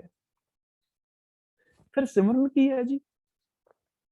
ਜੇ ਨਾਮ ਜਪਣਾ ਇਹ ਹੈ ਵੀ ਜਿੰਨੇ ਰੱਬ ਦੇ ਨਾਮ ਨੇ, ਉਹਨਾਂ ਵਰਗੇ ਅਸੀਂ ਜਾਪਣ ਲੱਗ ਜਾਈਏ, ਉਹਨਾਂ ਵਰਗੇ ਹੋ ਜਾਈਏ। ਜੇ ਇਹ ਨਾਮ ਜਪਣਾ ਹੈ, ਫਿਰ ਸਿਮਰਨ ਕਰਨਾ ਕੀ ਹੈ? ਥੋੜਾ ਸਿਮਰਨ ਦੀ ਵੀ ਅਸੀਂ ਥੋੜੀ ਜਿਹੀ ਵਿਆਖਿਆ ਕਰ ਲਈਏ। ਸਿਮਰਨ ਲਫ਼ਜ਼ ਜਿਹੜਾ ਹੈ, ਅਸੀਂ ਭਾਈ ਕਾਹਨ ਸਿੰਘ ਨਾਭਾ ਦੇ ਮਹਾਨ ਕੋਸ਼ ਦੇ ਵਿੱਚੋਂ ਦੇਖ ਲੈਂਦੇ ਹਾਂ। ਉੱਥੇ ਸਿਮਰਨ ਦਾ ਕੀ ਅਰਥ ਹੈਗਾ? ਆਮ ਤੌਰ ਤੇ ਜਦੋਂ ਮੈਂ ਕਿਸੇ ਨੂੰ ਸਵਾਲ ਕਰਦਾ, ਤੁਸੀਂ ਸਿਮਰਨ ਕਰਦੇ ਹੋ? ਤੇ ਬਹੁਤ ਸਾਰੇ ਲੋਕ ਆਖਦੇ ਨੇ ਕਿ ਜੀ ਅਸੀਂ ਨਹੀਂ ਕਰਦੇ। ਕੋਈ ਵਿਰਲਾ ਕਹਿੰਦਾ ਜੀ ਮੈਂ ਸਿਮਰਨ ਕਰਦਾ। ਬਾਕੀ ਕਹਿੰਦੇ ਨੇ ਜੀ ਅਸੀਂ ਕਰਦੇ ਨਹੀਂ ਆ, ਅਸੀਂ ਸਿਮਰਨ ਕਰਦੇ ਨਹੀਂ ਆ। ਪਰ ਜਦੋਂ ਮੈਂ ਇਹ ਗੱਲ ਕਹਿਣਾ ਵੀ ਤੁਸੀਂ ਕਰਦੇ ਹੋ ਸਿਮਰਨ, ਤੁਸੀਂ ਸਾਰੇ ਸਿਮਰਨ ਕਰਦੇ ਹੋ, ਤੇ ਸਾਰੇ ਹੈਰਾਨ ਹੋ ਜਾਂਦੇ ਨੇ, ਅਸੀਂ ਸਾਰੇ ਸਿਮਰਨ ਕਰਦੇ ਹਾਂ, ਇੱਕ ਵੀ ਹੋ ਸਕਦਾ। ਮੈਂ ਕਹਿੰਦਾ ਤੁਸੀਂ ਸਾਰੇ ਸਿਮਰਨ ਕਰਦੇ ਹੋ। ਇਸ ਧਰਤੀ ਤੇ ਇੱਕ ਵੀ ਇਨਸਾਨ ਐਸਾ ਨਹੀਂ ਹੈ ਜਿਹੜਾ ਸਿਮਰਨ ਨਹੀਂ ਕਰਦਾ, ਇੱਕ ਵੀ ਮਨੁੱਖ ਐਸਾ ਨਹੀਂ ਹੈ ਜਿਹੜਾ ਸਿਮਰਨ ਨਹੀਂ ਕਰਦਾ। ਸਾਰੀ ਦੁਨੀਆ ਸਿਮਰਨ ਕਰਦੀ ਹੈ। ਗੁਰਮੁਖ ਵੀ ਸਿਮਰਨ ਕਰਦਾ ਹੈ, ਮਨਮੁਖ ਵੀ ਕਰਦਾ ਹੈ, ਚੋਰ ਵੀ ਕਰਦਾ ਹੈ, ਸਾਧ ਵੀ ਕਰਦਾ ਹੈ, ਧਰਮੀ ਵੀ ਕਰਦਾ ਹੈ, ਪਾਪੀ ਵੀ ਕਰਦਾ ਹੈ, ਹਰ ਕੋਈ ਸਿਮਰਨ ਕਰਦਾ ਹੈ। ਇਨਸਾਨਾਂ ਨੂੰ ਤੇ ਛੱਡੋ, ਪਸ਼ੂ ਪੰਛੀ ਤੱਕ ਸਿਮਰਨ ਕਰਦੇ ਨੇ। ਪਸ਼ੂ ਪੰਛੀ ਵੀ ਸਿਮਰਨ ਕਰਦੇ ਨੇ। ਅਸੀਂ ਪੜ੍ਹਦੇ ਹਾਂ, ਊਡੇ ਊਡ ਆਵੈ ਸਹਿ ਕੋਸਾਂ, ਤਿਸ ਪਾਛੈ ਬਚਰੇ ਛਰਿਆ, ਤਿਨ ਕਵਣ ਖਿਲਾਵੈ ਕਵਣ ਚੁਗਾਵੈ। ਕੂੰਜਾਂ ਅੰਡੇ ਦੇ ਕੇ ਆ ਗਈਆਂ, ਹੁਣ ਸੋਚਦੀਆਂ ਨੇ ਅੰਡੇ ਚੋਂ ਬੱਚੇ ਨਿਕਲ ਆਏ ਹੋਣਗੇ, ਉਹਨਾਂ ਨੂੰ ਕੌਣ ਚੋਗਾ ਦੇਗਾ, ਕੌਣ ਖਿਲਾਏਗਾ। ਤਿਨ ਕਵਣ ਖਿਲਾਵੈ, ਪਹਿਲੇ ਖਿਲਾਵੇ ਦਾ ਅਰਥ ਹੈ ਖਿਡਾਣਾ। ਬੱਚੇ ਨੂੰ ਦੋ ਚੀਜ਼ਾਂ ਦੀ ਲੋੜ ਹੈ, ਭੋਜਨ ਤੇ ਖੇਡ। ਚੁਗਾਵੇ ਆ ਗਿਆ ਉਹਨਾਂ ਵਾਸਤੇ, ਚੁਗਣਾ। ਖਿਲਾਵੇ ਮੈਨੇ ਖਿਡਾਣਾ, ਉਹਨਾਂ ਨੂੰ ਕੌਣ ਖਿਡਾਏਗਾ, ਕੌਣ ਚੋਗਾ ਚੁਗਾਏਗਾ। ਤਿਨ ਕਵਣ ਖਿਲਾਵੇ, ਖਿਲਾਵੇ ਮੈਨੇ ਖਿਡਾਏਗਾ ਕੌਣ। ਕਵਣ ਚੁਗਾਵੇ, ਮਨ ਮੈਂ ਸਿਮਰਨ ਕਰਿਆ, ਉਹ ਮਨ ਚ ਚੇਤੇ ਕਰਦੀਆਂ ਨੇ ਕਿ ਸਾਡੇ ਬੱਚਿਆਂ ਦਾ ਕੀ ਬਣੇਗਾ। ਪੰਛੀ ਵੀ ਸਿਮਰਨ ਕਰ ਰਹੇ ਨੇ। ਸਿਮਰਨ ਦਾ ਅਰਥ ਕੀ ਹੈ? ਭਾਈ ਕਾਨ ਸਿੰਘ ਨਾਭਾ ਨੇ ਮਹਾਨ ਕੋਸ਼ ਵਿੱਚ ਸਿਮਰਨ ਦਾ ਅਰਥ ਦਿੱਤਾ ਹੈ। ਇਹ ਸੰਸਕ੍ਰਿਤ ਤੋਂ ਸ਼ਬਦ ਤੋਂ ਬਣਿਆ ਸਮਰਨ ਤੋਂ। ਇਹਦਾ ਅਰਥ ਹੈ ਸੰਗਿਆ, ਇਹਦੀ ਹੈਗੀ ਚੇਤਾ, ਯਾਦਾਸ਼ਤ, ਚਿੰਤਨ, ਸੋਚਣਾ। ਜਿਵੇਂ ਹਰ ਦੇਖਣ ਕੋ ਸਿਮਰਤ ਮਨ ਮੇਰਾ, ਮੇਰਾ ਮਨ ਸੋਚਦਾ ਹੈ। ਮਨ ਵੀ ਆ ਗਿਆ ਤੇ ਸਿਮਰਤੀ ਵੀ ਆ ਗਿਆ, ਮਨ ਸੋਚਦਾ ਹੈ ਮੇਰਾ। ਸਿਮਰਨ ਦਾ ਮਤਲਬ ਸੋਚਣਾ, ਚੇਤਾ ਕਰਨਾ, ਯਾਦ ਕਰਨਾ। ਇਸੇ ਤਰ੍ਹਾਂ ਇਸ਼ਟ ਦਾ ਨਾਮ ਅਥਵਾ ਗੁਣ ਮਨ ਦੀ ਵਿਰਤੀ ਇਕਾਗਰ ਕਰਕੇ ਯਾਦ ਕਰਨਾ। ਸਿਮਰਨ ਦਾ ਸੰਬੰਧ ਮਨ ਦੇ ਨਾਲ ਹੈ, ਚੇਤੇ ਕਰਨ ਦੇ ਨਾਲ ਹੈ। ਜਸਯ ਸਿਮਰਨ ਸਿਮਰਨ ਰਿਦੰਤਰੈ, ਚੇਤੇ ਕਰਨਾ। ਤਿੰਨ ਅਰਥ ਦਿੱਤੇ ਨੇ ਭਾਈ ਕਾਨ ਸਿੰਘ ਜੀ ਹੋਰਾਂ ਨੇ ਸਿਮਰਨ ਦੇ, ਚੇਤਾ, ਯਾਦਾਸ਼ਤ, ਸੋਚਣਾ ਤੇ ਜਾਂ ਗੁਣਾਂ ਨੂੰ ਮਨ ਦੇ ਵਿੱਚ ਇਕਾਗਰ ਕਰਕੇ ਯਾਦ ਕਰਨਾ। ਤੇ ਤਿੰਨਾਂ ਦੇ ਬੇਸਿਕ ਅਰਥ ਇੱਕੋ ਹੀ ਹੈ, ਯਾਦ ਕਰਨਾ। ਇਹਦਾ ਮਤਲਬ ਸਿਮਰਨ ਦਾ ਅਰਥ ਯਾਦ ਬਣ ਗਿਆ, ਚੇਤਾ, ਰਿਮੈਂਬਰੈਂਸ, ਰੈਪੀਟੀਸ਼ਨ ਨਹੀਂ, ਪੁਨਰੁਕਤੀ ਨਹੀਂ, ਯਾਦ, ਚੇਤਾ, ਇਹਨੂੰ ਕਹਿੰਦੇ ਨੇ ਸਿਮਰਨ। ਔਰ ਇਸ ਧਰਤੀ ਤੇ ਹਰ ਕੋਈ ਸਿਮਰਨ ਕਰਦਾ ਹੈ, ਐਸਾ ਕੋਈ ਵੀ ਨਹੀਂ ਜਿਹੜਾ ਸਿਮਰਨ ਨਾ ਕਰੇ। ਊਡੇ ਊਡ ਆਵੈ ਸਹਿ ਕੋਸਾਂ, ਤਿਸ ਪਾਛੈ ਬਚਰੇ ਛਰਿਆ, ਤਿਨ ਕਵਣ ਖਿਲਾਵੈ ਕਵਣ ਚੁਗਾਵੈ। ਮਨ ਮੈਂ ਸਿਮਰਨ ਕਰਿਆ, ਉਹ ਸਿਮਰਨ ਕਰਦੇ ਹੈ। ਠਾਕੁਰ ਛੋਟ ਦਾਸੀ ਕੋ ਸਿਮਰੈ, ਮਨਮੁਖ ਅੰਧ ਅਗਿਆਨਾ। ਹੁਣ ਮਨਮੁਖ ਵੀ ਸਿਮਰਨ ਕਰ ਰਿਹਾ। ਫਰਕ ਇਹਨਾਂ ਕੋਈ ਵੀ ਠਾਕੁਰ ਨੂੰ ਛੱਡ ਕੇ, ਮਾਲਕ ਨੂੰ ਛੱਡ ਕੇ ਦਾਸੀ ਨੂੰ ਸਿਮਰ ਰਿਹਾ। ਦਾਸੀ ਨੂੰ ਸਿਮਰ ਰਿਹਾ ਮੈਨੇ ਕਿ ਉਹ ਮਾਇਆ ਨੂੰ ਸਿਮਰਨ, ਮਾਇਆ ਦਾ ਸਿਮਰਨ ਕਰ ਰਿਹਾ ਹੈ। ਠਾਕੁਰ ਛੋੜ ਦਾਸੀ ਕੋ ਸਿਮਰੈ, ਮਾਇਆ ਨੂੰ ਸਿਮਰਨ ਕਰ ਰਿਹਾ ਹੈ। ਹੁਣ ਕਦੀ ਕਿਸੇ ਮਨਮੁਖ ਨੂੰ ਪੁੱਛ ਕੇ ਦੇਖੋ, ਕਦੀ ਚੌਂਕੜਾ ਮਾਰ ਕੇ ਮਾਲਾ ਫੜ ਕੇ ਬੈਠਾ ਹੈ, ਮਾਇਆ ਮਾਇਆ ਮਾਇਆ ਮਾਇਆ ਮਾਇਆ, ਲਾਏ ਘੰਟੇ 2 ਘੰਟੇ ਤੂੰ? ਉਹ ਕਹੇਗਾ ਨਹੀਂ, ਕਦੀ ਵੀ ਨਹੀਂ। ਉਹਨੂੰ ਕਹੋ ਵੀ ਤੂੰ ਝੂਠ ਬੋਲਦਾ ਹੈ, ਕਿਉਂਕਿ ਗੁਰੂ ਸਾਹਿਬ ਤੇ ਕਹਿੰਦੇ ਨੇ ਵੀ ਮਨਮੁਖ ਮਾਇਆ ਦਾ ਸਿਮਰਨ ਕਰਦਾ, ਤੂੰ ਕਹਿੰਦਾ ਮੈਂ ਮਾਇਆ ਦਾ ਸਿਮਰਨ ਨਹੀਂ ਕਰਦਾ। ਉਹ ਕਹੇਗਾ ਮੈਂ ਤੇ ਕਦੀ ਨਹੀਂ ਚੌਂਕੜਾ ਮਾਰ ਕੇ, ਹੱਥ 'ਚ ਮਾਲਾ ਫੜ ਕੇ ਮਾਲਾ ਦੇ ਮਣ ਕੇ ਘੁਮਾਏ ਮਾਇਆ ਮਾਇਆ ਮਾਇਆ ਮਾਇਆ। ਉਹਨੂੰ ਕਹੋ ਵੀ ਜਾਂ ਤੇ ਬਾਣੀ ਝੂਠ ਹੈ ਜਾਂ ਤੂੰ ਝੂਠ ਹੈ। ਤੇ ਬਾਣੀ ਤੇਰੇ ਕੋਲ ਸੱਚ ਹੈ, ਬਾਣੀ ਝੂਠ ਹੋ ਨਹੀਂ ਸਕਦੀ। ਮਨਮੁਖ ਸਿਮਰਨ ਕਰਦਾ ਹੈ ਮਾਇਆ ਦਾ, ਮਨਮੁਖ ਸਿਮਰਨ ਕਰਦਾ ਹੈ ਧੀਆਂ ਪੁੱਤਰਾਂ ਦਾ, ਮਨਮੁਖ ਸਿਮਰਨ ਕਰਦਾ ਹੈ ਕਾਰ ਕੋਠੀ ਦਾ, ਮਨਮੁਖ ਸਿਮਰਨ ਕਰਦਾ ਹੈ ਆਪਣੇ ਬੱਚਿਆਂ ਦਾ। ਕੋਈ ਦੁਕਾਨ ਤੇ ਬੈਠਾ ਹੈ, ਉਹਨੂੰ ਪੁੱਛੋ ਕੀ ਕਰ ਰਹੇ ਹੈ, ਉਹ ਕਹੇਗਾ ਮੈਂ ਦੁਕਾਨਦਾਰੀ ਕਰ ਰਿਹਾ, ਮੈਂ ਪੈਸੇ ਕਮਾ ਰਿਹਾ।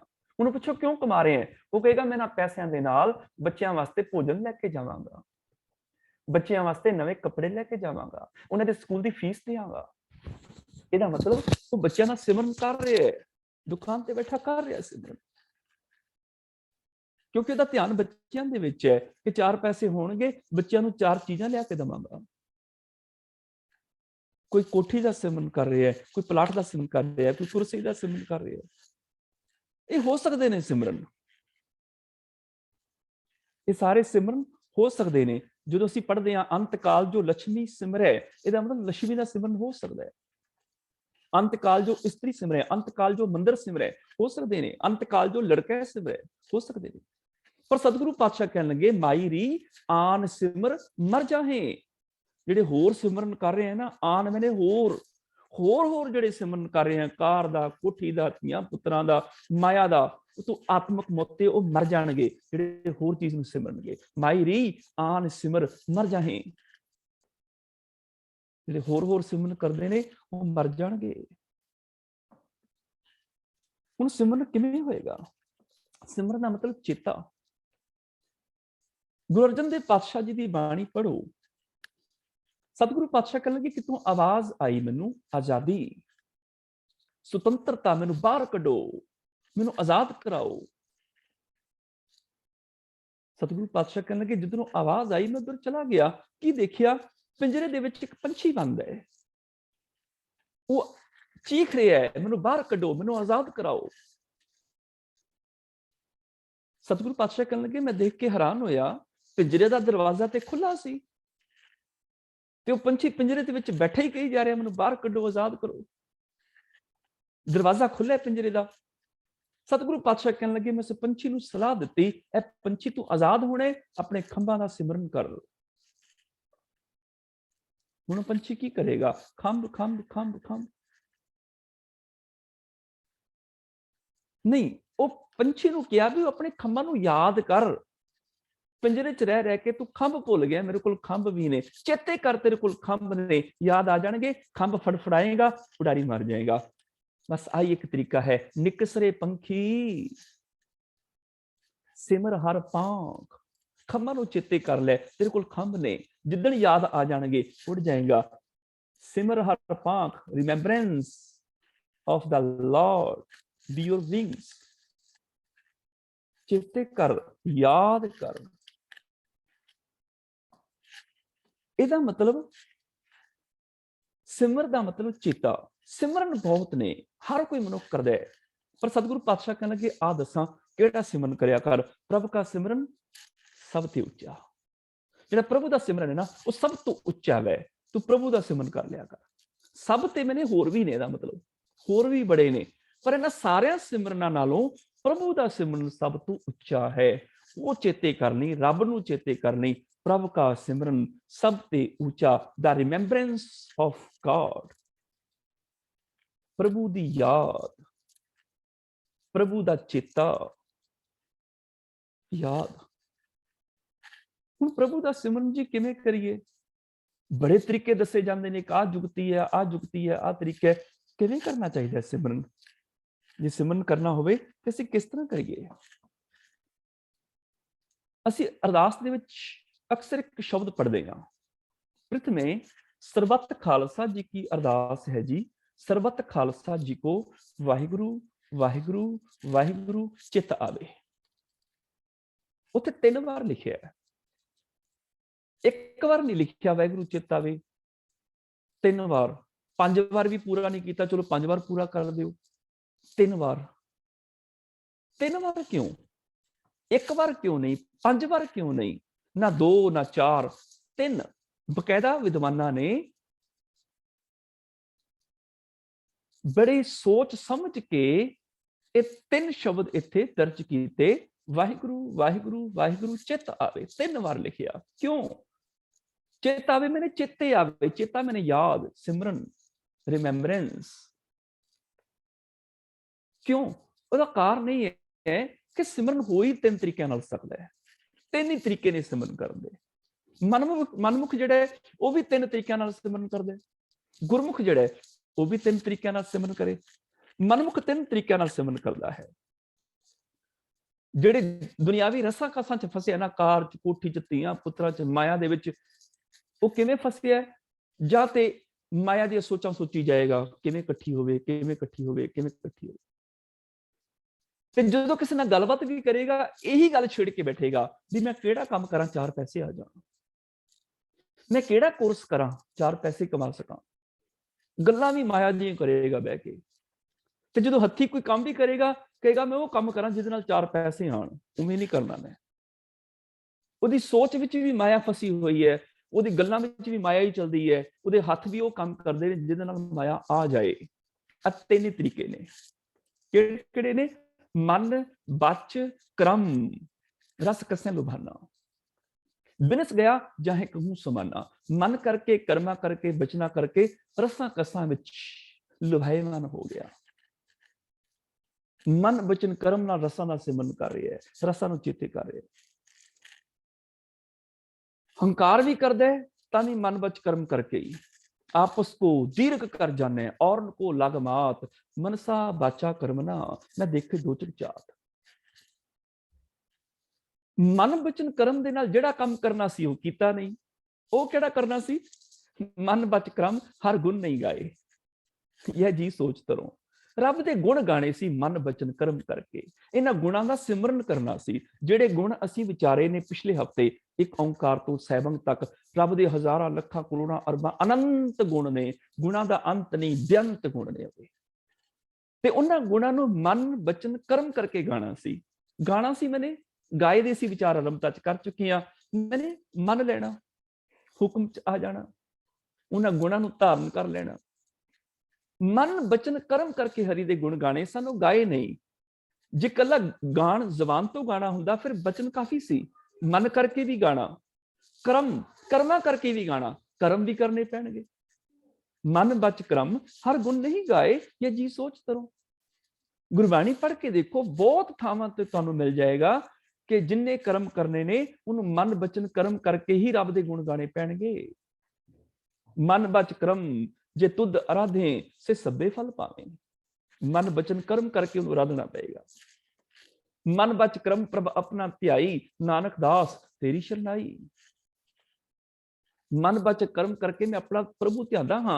मन बच कर्म प्रभ अपना ध्याई। मन बच कर्म गोविंद आधार, ताते छुटियो बिक संसार। मन बच कर्म जे आप जनाई, नानक ते मन प्रगति आई। मन बच कर्म आराधे हर हर, साध संग सुख पाया। आनंद विनोद अकत कथा रस, साचे सहज समाया। ध्याना किवें है? मन बच कर्म प्रभ एक ध्याए, सर्व फला सोई जन पाए। श्री गुरु साहिब सब ऊपर, मन बच कर्म सेविए सच्चा। सच्चे नू सिमरना होवे, मन बच कर्म यही तरीका है।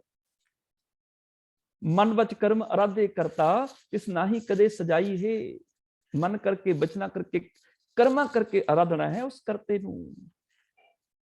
मन बच कर्म राम नाम चितारी, घूमर केर महा अथ बिखड़ी। गुरमुख नानक पार उतारी। मन करके बचना करके कर्मा करके। हुण मन बचन कर्म करके किवें रब दा सिमरन होएगा? मैं कुछ उदाहरण दे देना वा, समझना सौखा हो जाएगा।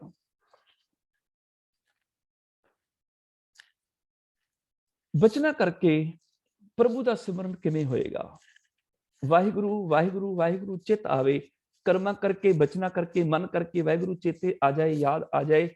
बचना करके किवें चेते होएगा? बचना करके मैंने बोलन दे नाल किवें सिमरन हो सकता है? क्योंकि गुरमुख ने कहा साथ साथ सिमरो गोबिंद। हर एक श्वास किते भी सतगुरु पातशाह जी ने कंसेशन नहीं दी, रियायत नहीं दी। चल तू 2-3 घंटे सिमरन कर ली, चल तू 5 घंटे कर ली, रियायत नहीं है गुरबाणी च। श्वास श्वास की गल है। कर बंदे तू बंदगी जिचर घट में साह। हर एक श्वास गग्गा गोबिंद गुण रवो, सास सास जप नीत। किते भी कंसेशन नहीं है भी तू थोड़ा सिमरन करनी चल जाएगा। नहीं नहीं, श्वास श्वास करी, हर पल करी, दिन रात करी, तुरदे फिरदे उठदे बहदे करी।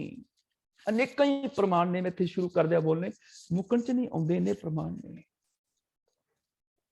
हुण किवें होएगा? 24 घंटे सिमरन हो सकता है कोई? असीं कामकार भी करने ने, असीं बहुत कुछ करना है। 24 घंटे हो जाएगा? रात आराम भी करना है, दिने इशनान भी करना है, तैयार भी होना है, नितनेम भी करना है। इहदे तो इलावा बच्चों ने स्कूल जाना है, आम लोगों ने दुकानदारी, किसी ने जॉब करनी, किसी ने कुछ करना है। किवें श्वास श्वास किवें होएगा? बचना करके श्वास श्वास किवें होएगा? गुरुद्वारे दे विच लंगर वरत रहा है और लंगरी सिंह या सेवादार कोई भी गुरु का सिख प्यारा लंगर वरता रहा है। दाला वाहिगुरु, प्रसादा वाहिगुरु, सब्जी वाहिगुरु, वो कह रहे हैं और उन्हें 2 घंटे सेवा की, जल वाहिगुरु प्रसादा वाहिगुरु 2 घंटे सेवा करके जो वापस जान लग्या, किसी ने पूछ लिया भाई साहब जी टाइम कितना होया है? ਉਹਨੂੰ ਟੁੱਟ ਕੇ ਪੈ ਗਿਆ, ਕਹਿਰ ਭਰੀ ਬੋਲੀ ਬੋਲਿਆ, ਅੰਨਾ ਹੋਇਆ ਦਿਸਦਾ ਨਹੀਂ, ਏਡਾ ਵੱਡਾ ਘੜਿਆਲ ਲੱਗਿਆ ਹੋਇਆ। ਉਹ 2 ਘੰਟੇ ਦਾਲਾ ਵਾਹਿਗੁਰੂ ਕਿੱਥੇ ਗਿਆ? ਉੱਡ ਗਿਆ। ਜਲ ਵਾਹਿਗੁਰੂ ਕਿੱਥੇ ਗਿਆ? ਪਾਣੀ ਚੋਂ ਵੀ ਵਾਹਿਗੁਰੂ ਦੇਖਦਾ ਸੀ। ਇਹ ਕਿੱਥੇ ਗਿਆ? 2 ਘੰਟੇ ਦੇ ਵਿੱਚ ਹੀ ਉਹ ਉੱਡ ਗਿਆ। ਦਾਲਾ ਵਾਹਿਗੁਰੂ ਪ੍ਰਸ਼ਾਦਾ ਵਾਹਿਗੁਰੂ ਉੱਡ ਗਿਆ। ਉਹਨੂੰ ਗੁੱਸੇ 'ਚ ਭਰ ਕੇ ਆਖਦਾ, ਏਡਾ ਵੱਡਾ ਘੜਿਆਲ ਲੱਗਿਆ ਦਿਸਦਾ ਨਹੀਂ ਤੈਨੂੰ? ਮੈਨੂੰ ਪੁੱਛ ਰਿਹਾ। ਗੁਰਦੁਆਰਿਓਂ ਬਾਹਰ ਨਿਕਲਿਆ, ਕੋਈ ਰਸਤੇ 'ਚ ਮਿਲ ਗਿਆ, ਉਹਨੇ ਪੁੱਛ ਲਿਆ ਭਾਈ ਸਾਹਿਬ ਜੀ ਰਸਤਾ ਕਿੱਧਰ ਨੂੰ ਜਾਂਦਾ ਹੈ? ਉਹਨੂੰ ਟੁੱਟ ਕੇ ਪੈ ਗਿਆ, ਅੰਨਾ ਹੋਇਆ, ਏਡਾ ਵੱਡਾ ਬੋਰਡ ਲੱਗਿਆ ਦਿਸਦਾ ਨਹੀਂ ਤੈਨੂੰ? ਹੁਣ ਕਿੱਥੇ ਗਿਆ ਉਹ? ਹੁਣ ਜਿਹੜਾ ਕਹਿ ਰਿਹਾ ਉਹ ਦਾਲਾ ਵਾਹਿਗੁਰੂ ਪ੍ਰਸ਼ਾਦਾ ਵਾਹਿਗੁਰੂ ਬੋਲਣ ਲੱਗਿਆ, ਕਿੱਥੇ ਚਲਾ ਗਿਆ? ਘਰੇ ਗਿਆ। ਘਰੇ ਜਾ ਕੇ ਬੱਚਿਆਂ ਨਾਲ ਲੜਨਾ ਸ਼ੁਰੂ ਕਰ ਦਿੱਤਾ, ਗਾਲਾਂ ਕੱਢਣ ਲੱਗ ਪਿਆ। ਬੱਚੇ ਵੀ ਆਖਦੇ ਨੇ ਬਾਪੂ ਰੋਜ਼ ਗੁਰਦੁਆਰੇ ਜਾਂਦਾ ਹੈ, ਆਹ ਕੁਝ ਸਿੱਖ ਕੇ ਆਉਂਦਾ ਵੈ, ਗਾਲਾਂ ਸਿੱਖ ਕੇ ਆਉਂਦਾ, ਸਾਨੂੰ ਗਾਲਾਂ ਕੱਢੀ ਜਾਂਦਾ ਹੈ, ਨਿੰਦਿਆ ਚੁਗਲੀ ਬੈਠਾ ਕਰੀ ਜਾਂਦਾ ਹੈ, ਤਾਸ਼ ਹੀ ਕੁੱਟੀ ਜਾਂਦਾ ਵੈ, ਦੁਨੀਆ ਭਰ ਦੀਆਂ ਗੱਲਾਂ ਲੈ ਕੇ ਬਹਿ ਜਾਂਦਾ, ਮੁੱਕਣ 'ਚ ਨਹੀਂ ਆਉਂਦੀਆਂ। ਕਿਸੇ ਦੀ ਚੁਗਲੀ, ਕਿਸੇ ਦੀ ਨਿੰਦਾ, ਕਿਸੇ ਦੀ ਬਦਖੋਈ, ਫਲਾਂ ਇਸ ਤਰ੍ਹਾਂ, ਫਲਾਂ ਇਸ ਤਰ੍ਹਾਂ। ਕਿੱਥੇ ਗਿਆ ਬਚਨਾ ਕਰਕੇ ਵਾਹਿਗੁਰੂ? ਉੱਡ ਗਿਆ। ਦੁਨੀਆ 'ਚ ਸਭ ਤੋਂ ਵੱਡਾ ਧਰਮ ਪਤਾ ਕਿਹੜਾ ਹੈ? ਹਾਲਾਂਕਿ ਸਾਰੇ ਦਾਅਵਾ ਕਰਦੇ ਨੇ ਸਾਡਾ ਧਰਮ ਤੇ ਜੀ ਬਹੁਤ ਵੱਡਾ ਹੈ, ਪਰ ਦੁਨੀਆ ਦਾ ਸਭ ਤੋਂ ਵੱਡਾ ਧਰਮ ਹੈ ਆਪਣੀ ਜ਼ੁਬਾਨ ਨੂੰ ਕਾਬੂ 'ਚ ਕਰਨਾ। ਇਹ ਛੋਟਾ ਜਿਹਾ ਮਾਸ ਦਾ ਟੁਕੜਾ ਹੈ, ਪਰ ਤਗੜੀ ਇੰਨੀ ਹੈ, ਚ ਹੱਡੀ ਤੇ ਭਾਵੇਂ ਕੋਈ ਨਹੀਂ, ਪਰ ਕਈਆਂ ਦੀ ਹੱਡੀਆਂ ਤੁੜਾ ਸਕਦੀ ਹੈ। ਤਗੜੀ ਬੜੀ ਹੈ ਜੀ। ਇਸ ਜ਼ੁਬਾਨ ਨੂੰ ਚਾਹੇ ਤੁਸੀਂ ਤਲਵਾਰ ਬਣਾ ਕੇ ਕਿਸੇ ਦੇ ਦਿਲ ਨੂੰ ਚੀਰਦੇ ਚਲੇ ਜਾਓ, ਤੁਹਾਡੇ ਹੱਥ ਵਿੱਚ ਹੈ। ਚਾਹੇ ਇਸ ਜ਼ੁਬਾਨ ਦੇ ਨਾਲ ਕਿਸੇ ਦੇ ਜ਼ਖਮਾਂ ਨੂੰ ਮਲਮ ਲਗਾ ਦਿਓ, ਕਿਸੇ ਨੂੰ ਖੁਸ਼ੀ ਦੇ ਦਿਓ ਮਿੱਠਾ ਬੋਲ ਕੇ, ਇਹ ਵੀ ਤੁਹਾਡੇ ਹੱਥ ਵਿੱਚ ਹੈ। ਤੁਸੀਂ ਇਹਦੀ ਵਰਤੋਂ ਕਿਵੇਂ ਕਰਨੀ ਹੈ, ਇਹ ਤੁਹਾਡੇ ਹੱਥ ਵਿੱਚ ਹੈ। ਜਦੋਂ ਜਿੱਥੇ ਧਰਮ ਪ੍ਰਗਟ ਹੋਣਾ ਚਾਹੀਦਾ ਸੀ, ਉੱਥੇ ਨਹੀਂ ਹੋ ਰਿਹਾ। ਜਿੱਥੇ ਲੋੜ ਸੀ ਸਿਮਰਨ ਦੀ ਬਚਨਾ ਕਰਕੇ, ਉੱਥੇ ਨਹੀਂ ਹੋ ਰਿਹਾ। ਜਿੱਥੇ ਲੋੜ ਸੀ ਉੱਥੇ ਗਾਲਾਂ ਕੱਢ ਰਿਹਾ, ਕ੍ਰੋਧ ਕਰ ਰਿਹਾ, ਮਾੜਾ ਬੋਲ ਰਿਹਾ। ਕਿਸੇ ਨੇ ਜਰਾ ਕੁਝ ਨਹੀਂ ਗੱਲ ਕਹਿ ਨਹੀਂ ਦਿੱਤੀ, ਅਗਲੇ ਨੇ ਇੱਕ ਗੱਲ ਕਹੀ, 4 ਸੁਣਾ ਕੇ ਆਂਦਾ ਹੈ। ਇੱਕ ਬੋਲ ਵੀ ਖਵਤੋ ਨਹੀਂ, ਇੱਕ ਬੋਲ ਵੀ ਨਹੀਂ ਸਹਾਰਦਾ। ਮੂੰਹ ਖੋਲਦੇ ਅੱਗ ਦੇ ਭਾਂਬੜ ਨਿਕਲਦੇ ਨੇ। 2 ਘੰਟੇ ਕਿਹਾ ਸੀ ਪ੍ਰਸ਼ਾਦਾ ਵਾਹਿਗੁਰੂ, ਦਾਲਾ ਵਾਹਿਗੁਰੂ, ਕਿੱਥੇ ਚਲਾ ਗਿਆ? ਧੀਰਜ ਉੱਡ ਗਿਆ, ਸੰਤੋਖ ਉੱਡ ਗਿਆ, ਸ਼ਾਂਤੀ ਗਵਾਚ ਗਈ। ਬੋਲਣ ਲੱਗਿਆ ਇੱਕੋ ਦਮ ਬੋਲ ਪੈਂਦਾ, ਅਗਲੇ ਦੀ ਗੱਲ ਵੀ ਸੁਣਨ ਨੂੰ ਤਿਆਰ ਨਹੀਂ। ਅੱਜ ਦਾ ਜ਼ਮਾਨਾ ਤੇ ਐਸਾ, ਧੀਰਜ ਤੇ ਰਿਹਾ ਹੀ ਨਹੀਂ ਹੈ। ਘਰ ਵਿੱਚ ਕੋਈ ਇੱਕ ਗੱਲ ਕਵੇ ਤੇ ਬਾਕੀ ਦੇ ਜੀ ਧੀਰਜ ਗਵਾ ਦਿੰਦੇ ਨੇ, ਦੂਜੇ ਦੀ ਪੂਰੀ ਗੱਲ ਵੀ ਨਹੀਂ ਸੁਣਦੇ, ਫਟਾਫਟ ਜਵਾਬ ਦੇ ਦਿੰਦੇ ਨੇ। ਸਾਨੂੰ ਪਤਾ ਤੂੰ ਕੀ ਕਹਿਣਾ, ਸਾਨੂੰ ਪਤਾ ਹੈ। ਇਹ ਅਗਲੇ ਦੀ ਪੂਰੀ ਗੱਲ ਤੇ ਸੁਣ ਲਓ। ਹਾਂ, ਸਾਨੂੰ ਪਤਾ ਇਹਨੇ ਕੀ ਕਹਿਣਾ, ਭਾਵੇਂ ਅਗਲੇ ਨੇ ਕੁਝ ਹੋਰ ਹੀ ਕਹਿਣਾ ਹੋਵੇ। ਕਿਸੇ ਨੇ ਛੋਟੀ ਜੀ ਗੱਲ ਕਹੀ ਨਹੀਂ ਤੇ ਅੱਗ ਬਬੂਲੇ ਹੋ ਗਏ। ਤੂੰ ਕੌਣ ਹੈ ਇਹ ਗੱਲ ਕਹਿਣ ਵਾਲਾ? ਝਗੜੇ ਇਸ ਕਰਕੇ ਨਹੀਂ ਹੁੰਦੇ ਕਿਸੇ ਨੇ ਸਾਨੂੰ ਕੁਝ ਕਿਹਾ ਹੈ। ਘਰ 'ਚ ਲੜਾਈਆਂ ਇਸ ਕਰਕੇ ਨਹੀਂ ਹੁੰਦੀਆਂ ਫਲਾਣੇ ਨੇ ਇਹ ਗੱਲ ਮੈਨੂੰ ਕਹੀ। ਲੜਾਈਆਂ ਝਗੜੇ ਇਸ ਕਰਕੇ ਹੁੰਦੇ ਨੇ ਸਾਡਾ ਰਿਐਕਸ਼ਨ ਕਿਦਾਂ ਦਾ ਹੈ, ਅਸੀਂ ਬਦਲੇ 'ਚ ਰਿਐਕਸ਼ਨ ਕਿਦਾਂ ਦਾ ਦਿੰਦੇ ਹਾਂ। ਮੈਂ ਇਹ ਨਹੀਂ ਕਹਿੰਦਾ ਵੀ ਪਹਿਲਾਂ ਮਾੜਾ ਬੋਲਣਾ ਠੀਕ ਹੈ, ਨਹੀਂ ਨਹੀਂ, ਕਿਸੇ ਨੂੰ ਬੁਰਾ ਬੋਲਣਾ ਚੰਗਾ ਨਹੀਂ ਹੈ, ਪਰ ਜੇ ਕਿਸੇ ਨੇ ਬੋਲ ਹੀ ਦਿੱਤਾ ਉਸ ਤੋਂ ਬਾਅਦ ਸਾਡਾ ਰਿਐਕਸ਼ਨ ਕੀ ਹੈ? ਦੂਜੇ 'ਚ ਵੀ ਧੀਰਜ ਚਾਹੀਦਾ ਸੀ ਨਾ। ਕਿਸੇ ਨੇ ਗਾਲ ਕੱਢ ਦਿੱਤੀ, ਦੂਜਾ ਰਿਐਕਸ਼ਨ ਕਰ ਰਿਹਾ ਹੈ। ਕਿਸੇ ਨੇ ਕਹਿ ਦਿੱਤਾ ਤੂੰ ਬਾਂਦਰ ਹੈ, ਹੁਣ ਰਿਐਕਸ਼ਨ ਉਹਦਾ ਕਿਵੇਂ ਹੈ? ਉਹ ਕਹਿੰਦੇ ਵੀ ਹਾਂ ਬਾਂਦਰ, ਦੱਸ ਤੇਰੇ ਲਈ ਮੈਂ ਰੁੱਖ ਤੋਂ ਅਮਰੂਦ ਤੋੜ ਕੇ ਲਿਆਵਾਂ, ਅੰਬ ਚਾਹੀਦਾ ਤੋੜ ਲਿਆਵਾਂ? ਜਾਂ ਉਹਦਾ ਰਿਐਕਸ਼ਨ ਇਹ ਹੈ ਕਿ ਮੈਂ ਬਾਂਦਰ, ਤੇਰੇ ਤੇ ਨਾਨਕੇ ਵੀ ਬਾਂਦਰ, ਤੇਰੇ ਦਾਦਕੇ ਵੀ ਬਾਂਦਰ। ਉਹ ਪੂਰਾ ਅਗਲੇ ਦਾ ਸਾਰੇ ਪਰਿਵਾਰ ਪੁਣ ਛਾਣ ਦੇਣੇ ਨਾਲ ਦੇ ਨਾਲ ਹੀ, ਵੀ ਤੇਰੇ ਤਾਂ ਪੂਰਾ ਖਾਨਦਾਨ ਹੀ ਬਾਂਦਰਾਂ ਦਾ ਹੈ। ਰਿਐਕਸ਼ਨ ਕਿਵੇਂ ਹੈ? ਇਹ ਜ਼ੁਬਾਨ ਦੱਸੇਗੀ ਕਿ ਤੁਹਾਡੀ ਜ਼ੁਬਾਨ ਕਿੰਨੀ ਕੁ ਤੁਹਾਡੇ ਕੰਟਰੋਲ 'ਚ ਹੈ। ਜਿਹੜਾ ਮਨੁੱਖ ਆਪਣੀ ਜੀਭ ਵੀ ਆਪਣੇ ਕੰਟਰੋਲ 'ਚ ਨਹੀਂ ਰੱਖ ਸਕਦਾ, ਉਹ ਭਲਾ ਦੁਸ਼ਮਣ ਨੂੰ ਕੰਟਰੋਲ 'ਚ ਕੀ ਕਰੇਗਾ? ਨਹੀਂ ਕਰ ਸਕਦਾ। ਆਪਣੀ ਹੀ ਜ਼ੁਬਾਨ ਜਿਹੜੇ ਕੰਟਰੋਲ 'ਚ ਨਹੀਂ ਹੈ, ਆਪਣਾ ਛੋਟਾ ਜਿਹਾ ਸਰੀਰ ਦਾ ਅੰਗ ਕੰਟਰੋਲ 'ਚ ਨਹੀਂ ਹੈ, ਦੂਜੇ ਨੂੰ ਕਿਵੇਂ ਕੰਟਰੋਲ ਕਰੇਗਾ? ਇਹ ਤੇ ਬੜਾ ਔਖਾ ਹੈ। ਮੈਨੂੰ ਕਹਿ ਦਿੱਤਾ ਕਿਸੇ ਨੇ ਕਿ ਤੂੰ ਚੋਰ ਹੈ, ਹੁਣ ਰਿਐਕਸ਼ਨ ਕਿਦਾਂ ਦਾ ਹੋਵੇ? ਗੁੱਸੇ 'ਚ ਆ ਜਾਵਾਂ, ਇੱਕੋ ਦਮ ਅੱਗ ਬਬੂਲਾ ਹੋ ਜਾਵਾਂ? ਹਾਂ, ਜੇ ਤੇ ਮੈਂ ਚੋਰੀ ਕੀਤੀ ਹੈ ਫਿਰ ਤੇ ਮੈਨੂੰ ਗੁੱਸਾ ਨਹੀਂ ਕਰਨਾ ਚਾਹੀਦਾ, ਕਿਉਂਕਿ ਮੌਕੇ ਤੇ ਫੜਿਆ ਗਿਆ, ਮੈਂ ਚੋਰ ਹਾਂ, ਤੇ ਫਿਰ ਗੁੱਸਾ ਕਾਹਦਾ? ਤੇ ਜੇ ਮੈਂ ਚੋਰੀ ਨਹੀਂ ਕੀਤੀ ਫਿਰ ਗੁੱਸਾ ਕਾਹਦਾ?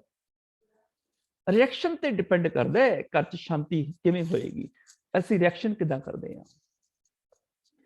ਪਰ ਜਦੋਂ ਅਸੀਂ ਬੋਲਦੇ ਹਾਂ, ਅਸੀਂ ਬੋਲਣ ਲੱਗਿਆ ਸਾਨੂੰ ਵਾਹਿਗੁਰੂ ਚੇਤੇ ਨਹੀਂ ਆਉਂਦਾ, ਵਾਹਿਗੁਰੂ ਸਿਮਰਨ ਨਹੀਂ ਆਉਂਦਾ, ਰੱਬ ਚੇਤੇ ਨਹੀਂ ਆਉਂਦਾ ਕਿ ਇਹਦੇ ਵਿੱਚ ਰੱਬ ਹੈ। ਜਦੋਂ ਵੀ ਮੈਂ ਬੋਲਣ ਲੱਗਾ ਵਾਹਿਗੁਰੂ ਚਿੱਤ ਆਵੇ, ਚਿੱਤ ਆਵੇ ਮੈਨੂੰ ਯਾਦ ਆ ਜਾਏ ਇਹਦੇ ਚ ਰੱਬ ਹੈ, ਚੇਤੇ ਆ ਜਾਏ। ਜਦੋਂ ਕਿਸੇ ਨੇ ਮੈਨੂੰ ਟਾਈਮ ਪੁੱਛਿਆ, ਭਾਈ ਸਾਹਿਬ ਟਾਈਮ ਕਿੰਨਾ ਹੋਇਆ, ਮੈਂ ਕੌੜਾ ਬੋਲਣ ਹੀ ਲੱਗਿਆ ਵਾਹਿਗੁਰੂ ਚਿੱਤ ਆਵੇ, ਮੈਨੂੰ ਬਚਨਾ ਕਰਕੇ ਵਾਹਿਗੁਰੂ ਚੇਤੇ ਆ ਜਾਏ ਇਹਦੇ ਚ ਰੱਬ ਬੈਠਾ ਹੈ, ਇਹਨੂੰ ਕਿਉਂ ਮਾੜਾ ਬੋਲਾਂ। ਮੈਂ ਕਹਾਂ ਭਾਈ ਸਾਹਿਬ ਜੀ ਦੇਖੋ ਇੰਨਾ ਟਾਈਮ ਹੋ ਗਿਆ, ਸਾਹਮਣੇ ਕਲੌਕ ਤੇ ਵੀ ਇੰਨੀ ਗੱਲ ਸੀ। ਕਿਸੇ ਨੇ ਰਸਤਾ ਪੁੱਛ ਲਿਆ, ਮੈਂ ਗੁੱਸਾ ਕਰਨ ਹੀ ਲੱਗਿਆ, ਵਾਹਿਗੁਰੂ ਚਿੱਤ ਆਵੇ, ਯਾਦ ਆ ਜਾਏ ਇਹਦੇ ਚ ਮੇਰਾ ਰੱਬ ਬੈਠਾ ਹੈ, ਉਹਨੂੰ ਕਾਹਨੂੰ ਕੋੜਾ ਬੋਲਣਾ ਹੈ, ਉਹਨੂੰ ਕੋ ਹੱਥ ਜੋੜ ਕੇ ਭਾਈ ਸਾਹਿਬ ਜੀ ਇਹ ਰਸਤਾ ਇੱਧਰ ਨੂੰ ਜਾਂਦਾ ਹੈ, ਦੇਖੋ ਬੋਰਡ ਤੇ ਵੀ ਲਿਖਿਆ ਹੋਇਆ ਹੈ। ਇੰਨੀ ਗੱਲ ਸੀ। ਜਦੋਂ ਵੀ ਬੋਲਣ ਲੱਗੋ, ਸਵੇਰ ਦੁਪਹਿਰ ਸ਼ਾਮ ਰਾਤ, ਵਾਹਿਗੁਰੂ ਚਿੱਤ ਆਵੇ, ਯਾਦ ਆ ਜਾਏ ਇਹਦੇ ਚ ਰੱਬ ਬੈਠਾ ਹੈ, ਬਚਨਾ ਕਰਕੇ ਵਾਹਿਗੁਰੂ ਸਿਮਰਨ ਹੋ ਜਾਏਗਾ। ਟੀਚਰ ਬੱਚਿਆਂ ਨੂੰ ਪੜ੍ਹਾਉਂਦਿਆਂ ਵੀ ਵਾਹਿਗੁਰੂ ਸਿਮਰਨ ਕਰ ਸਕਦੀ ਹੈ। ਬੱਚੇ ਨੇ ਕੁਝ ਬੋਲਿਆ, ਟੀਚਰ ਜਵਾਬ ਦੇਣ ਲੱਗੀ, ਇੱਕੋ ਦਮ ਯਾਦ ਆ ਗਿਆ ਇਹਦੇ ਚ ਮੇਰਾ ਰੱਬ ਬੈਠਾ ਹੈ, ਇਹਨੂੰ ਕਾਹਨੂੰ ਕੌੜਾ ਬੋਲਣਾ ਹੈ, ਕਾਹਨੂੰ ਇਹਨੂੰ ਗੁੱਸਾ ਕਰਨਾ ਹੈ, ਮੈਂ ਪਿਆਰ ਨਾਲ ਸਮਝਾ ਦਿਆਂ। ਉਸ ਟੀਚਰ ਦਾ ਸਿਮਰਨ ਕਲਾਸਰੂਮ ਦੇ ਵਿੱਚ ਹੀ ਹੋ ਗਿਆ। ਇੱਕ ਲੀਡਰ ਲੈਕਚਰ ਦੇਣ ਲੱਗਿਆ, ਭਾਸ਼ਣ ਦੇਣ ਲੱਗਿਆ, ਜੇ ਕਿਤੇ ਉਹਦੇ ਵਿੱਚ ਵੀ ਵਾਹਿਗੁਰੂ ਸਿਮਰਨ ਹੋਵੇ, ਬੋਲਣ ਲੱਗਿਆ ਵਾਹਿਗੁਰੂ ਚਿੱਤ ਆਵੇ ਕਿ ਜਿਹੜੇ ਸਾਹਮਣੇ ਬੈਠੇ ਨੇ ਸਾਰੇ ਰੱਬ ਰੂਪ ਨੇ, ਇਹਨਾਂ ਨੂੰ ਮੈਂ ਝੂਠ ਨਹੀਂ ਬੋਲਣਾ, ਇਹਨਾਂ ਨੂੰ ਲਾਰੇ ਨਹੀਂ ਲਾਣੇ, ਇਹਨਾਂ ਨਾਲ ਝੂਠੇ ਵਾਅਦੇ ਨਹੀਂ ਕਰਨੇ, ਮੈਂ ਸੱਚ ਬੋਲਣਾ ਇੱਥੇ, ਉਹਦਾ ਸਿਮਰਨ ਹੋ ਜਾਏਗਾ, ਵਾਹਿਗੁਰੂ ਸਿਮਰਨ ਹੋ ਜਾਏਗਾ। ਤੁਸੀਂ ਦੁਕਾਨ ਤੇ ਬੈਠੇ ਹੋ, ਸੌਦਾ ਦੇਣ ਲੱਗੇ ਹੋ, ਗਾਹਕ ਨਾਲ ਮਾੜਾ ਬੋਲਣ ਲੱਗਿਆ, ਚੇਤੇ ਆ ਜਾਏ ਇਹਦੇ ਚ ਰੱਬ ਬੈਠਾ ਹੈ, ਇਹਨੂੰ ਮਾੜਾ ਨਹੀਂ ਬੋਲਣਾ। ਜੇ ਤੁਸੀਂ ਗਾਹਕ ਹੋ, ਦੁਕਾਨਦਾਰ ਤੋਂ ਕੋਈ ਚੀਜ਼ ਲੈਣ ਲੱਗੇ ਹੋ, ਦੁਕਾਨਦਾਰ ਨੂੰ ਕੁਝ ਕੋੜਾ ਬੋਲਣ ਲੱਗੇ ਹੋ, ਵਾਹਿਗੁਰੂ ਚੇਤੇ ਆ ਜਾਏ ਇਹਦੇ ਚ ਰੱਬ ਬੈਠਾ, ਮਾੜਾ ਨਹੀਂ ਬੋਲਣਾ। ਹੁਣ ਇਹ ਸਿਮਰਨ 24 ਘੰਟੇ ਹੋ ਸਕਦਾ ਹੈ। ਜਦੋਂ ਵੀ ਬੋਲਣ ਲੱਗੋ ਵਾਹਿਗੁਰੂ ਚਿੱਤ ਆਵੇ, ਯਾਦ ਆ ਜਾਏ ਕਿ ਮੈਂ ਬੋਲਣਾ ਕੀ ਹੈ, ਮੈਂ ਉਹ ਬੋਲਣਾ ਜਿਹਦੇ ਨਾਲ ਕਿਸੇ ਦੇ ਦਿਲ ਨੂੰ ਖੁਸ਼ੀ ਮਿਲੇ, ਸ਼ਾਂਤੀ ਮਿਲੇ, ਮੇਰੇ ਬੋਲ ਮਿੱਠੇ ਹੋਣ, ਮੇਰੇ ਬੋਲ ਸੱਚੇ ਹੋਣ, ਮੇਰੇ ਬੋਲ ਰੱਬ ਵਰਗੇ ਹੋਣ। ਇਹਨੂੰ ਕਹਿੰਦੇ ਨੇ ਮਿੱਠਤ ਨੀਵੀਂ ਨਾਨਕਾ ਗੁਣ ਚੰਗਿਆਈਆਂ ਤਤ, ਇਹਨੂੰ ਕਹਿੰਦੇ ਨੇ ਗੰਢ ਪ੍ਰੀਤੀ ਮਿੱਠੇ ਬੋਲ। ਇਹ ਮਿੱਠੇ ਬੋਲ ਤੁਹਾਡਾ ਰੱਬ ਨਾਲ ਪਿਆਰ ਗੰਢ ਦੇਣਗੇ, ਦੁਨੀਆ ਨਾਲ ਪਿਆਰ ਗੰਢ ਦੇਣਗੇ, ਤੁਹਾਡਾ ਪਿਆਰ ਬਣ ਜਾਏਗਾ। ਬੋਲਣ ਲੱਗਿਆ ਵਾਹਿਗੁਰੂ ਚਿੱਤ ਆਵੇ, ਯਾਦ ਆ ਜਾਏ ਇਹਦੇ ਚ ਵਾਹਿਗੁਰੂ ਹੈ, ਤੇ ਜਦੋਂ ਵੀ ਬੋਲਣ ਲੱਗੋ ਵਾਹਿਗੁਰੂ ਚੇਤੇ ਆ ਜਾਏ ਇਹਦੇ ਚ ਰੱਬ ਬੈਠਾ ਹੈ, ਤੇ ਤੁਹਾਡਾ ਬਚਨਾ ਕਰਕੇ ਸਿਮਰਨ ਹੋ ਜਾਏਗਾ। ਤੁਹਾਨੂੰ ਸਾਹ ਤਾਂ ਠਾਂ ਕਰਨ ਦੀ ਲੋੜ ਨਹੀਂ ਪਏਗੀ ਕਿ ਸਾਹ ਤਾਂ ਠਾਂ ਕਰਾਂਗਾ ਤਾਂ ਮੇਰਾ ਵਾਹਿਗੁਰੂ ਚੇਤੇ ਆਏਗਾ, ਨਹੀਂ, ਬੋਲਣ ਲੱਗਿਆ ਵਾਹਿਗੁਰੂ ਚੇਤੇ ਆ ਜਾਏ। ਇੰਨੀ ਗੱਲ ਸਮਝਣ ਦੀ ਲੋੜ ਹੈ ਵੀ ਦੂਜੇ ਚ ਰੱਬ ਬੈਠਾ ਬਸ। ਹੁਣ ਤੁਹਾਡੇ ਚ ਰੱਬ ਹੈ, ਇਸ ਗੱਲ ਨੂੰ ਸਮਝਣ ਵਾਸਤੇ ਮੈਨੂੰ ਆਪਣੇ ਸਾਹ ਤਾਂ ਠਾਂ ਕਰਨ ਦੀ ਕੀ ਲੋੜ ਹੈ? ਗੱਲ ਤੇ ਸਮਝਣ ਦੀ ਹੈ ਨਾ ਕਿ ਸਭ ਗੋਬਿੰਦ ਹੈ, ਸਭ ਗੋਬਿੰਦ ਹੈ।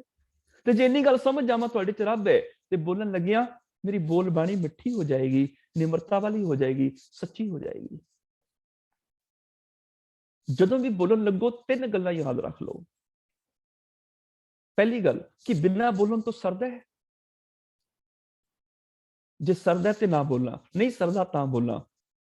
ਫਾਲਤੂ ਦੇ ਬੋਲ ਕੰਟਰੋਲ ਚ ਹੋ ਜਾਣਗੇ, ਸਾਡੀ ਫਾਲਤੂ ਦੀ ਬੋਲ ਬਾਣੀ ਉੜ ਜਾਏਗੀ। ਦੂਜੀ ਗੱਲ, ਬੋਲਣ ਲੱਗਿਆ ਮੇਰੀ ਸ਼ਬਦਾਵਲੀ ਮਿੱਠੀ ਤੇ ਲਹਿਜ਼ਾ ਨਿਮਰਤਾ ਵਾਲਾ ਹੈ।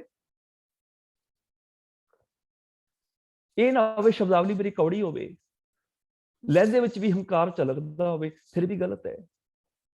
ਸ਼ਬਦਾਂ ਦਾ ਆਪਣਾ ਟੇਸਟ ਹੁੰਦਾ ਹੈ, ਸ਼ਬਦਾਂ ਦਾ ਆਪਣਾ ਸਵਾਦ ਹੁੰਦਾ ਹੈ।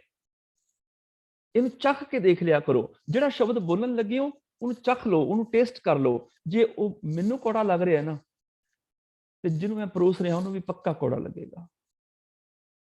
ਤੇ ਜਿਹੜਾ ਸ਼ਬਦ ਮੈਨੂੰ ਬੋਲਣ ਲੱਗਿਆ ਬੜਾ ਮਿੱਠਾ ਲੱਗ ਰਿਹਾ ਹੈ, ਦੂਜੇ ਨੂੰ ਵੀ ਬੜਾ ਮਿੱਠਾ ਲੱਗੇਗਾ। ਸ਼ਬਦਾਂ ਦੇ ਵੀ ਟੇਸਟ ਹੁੰਦੇ ਨੇ।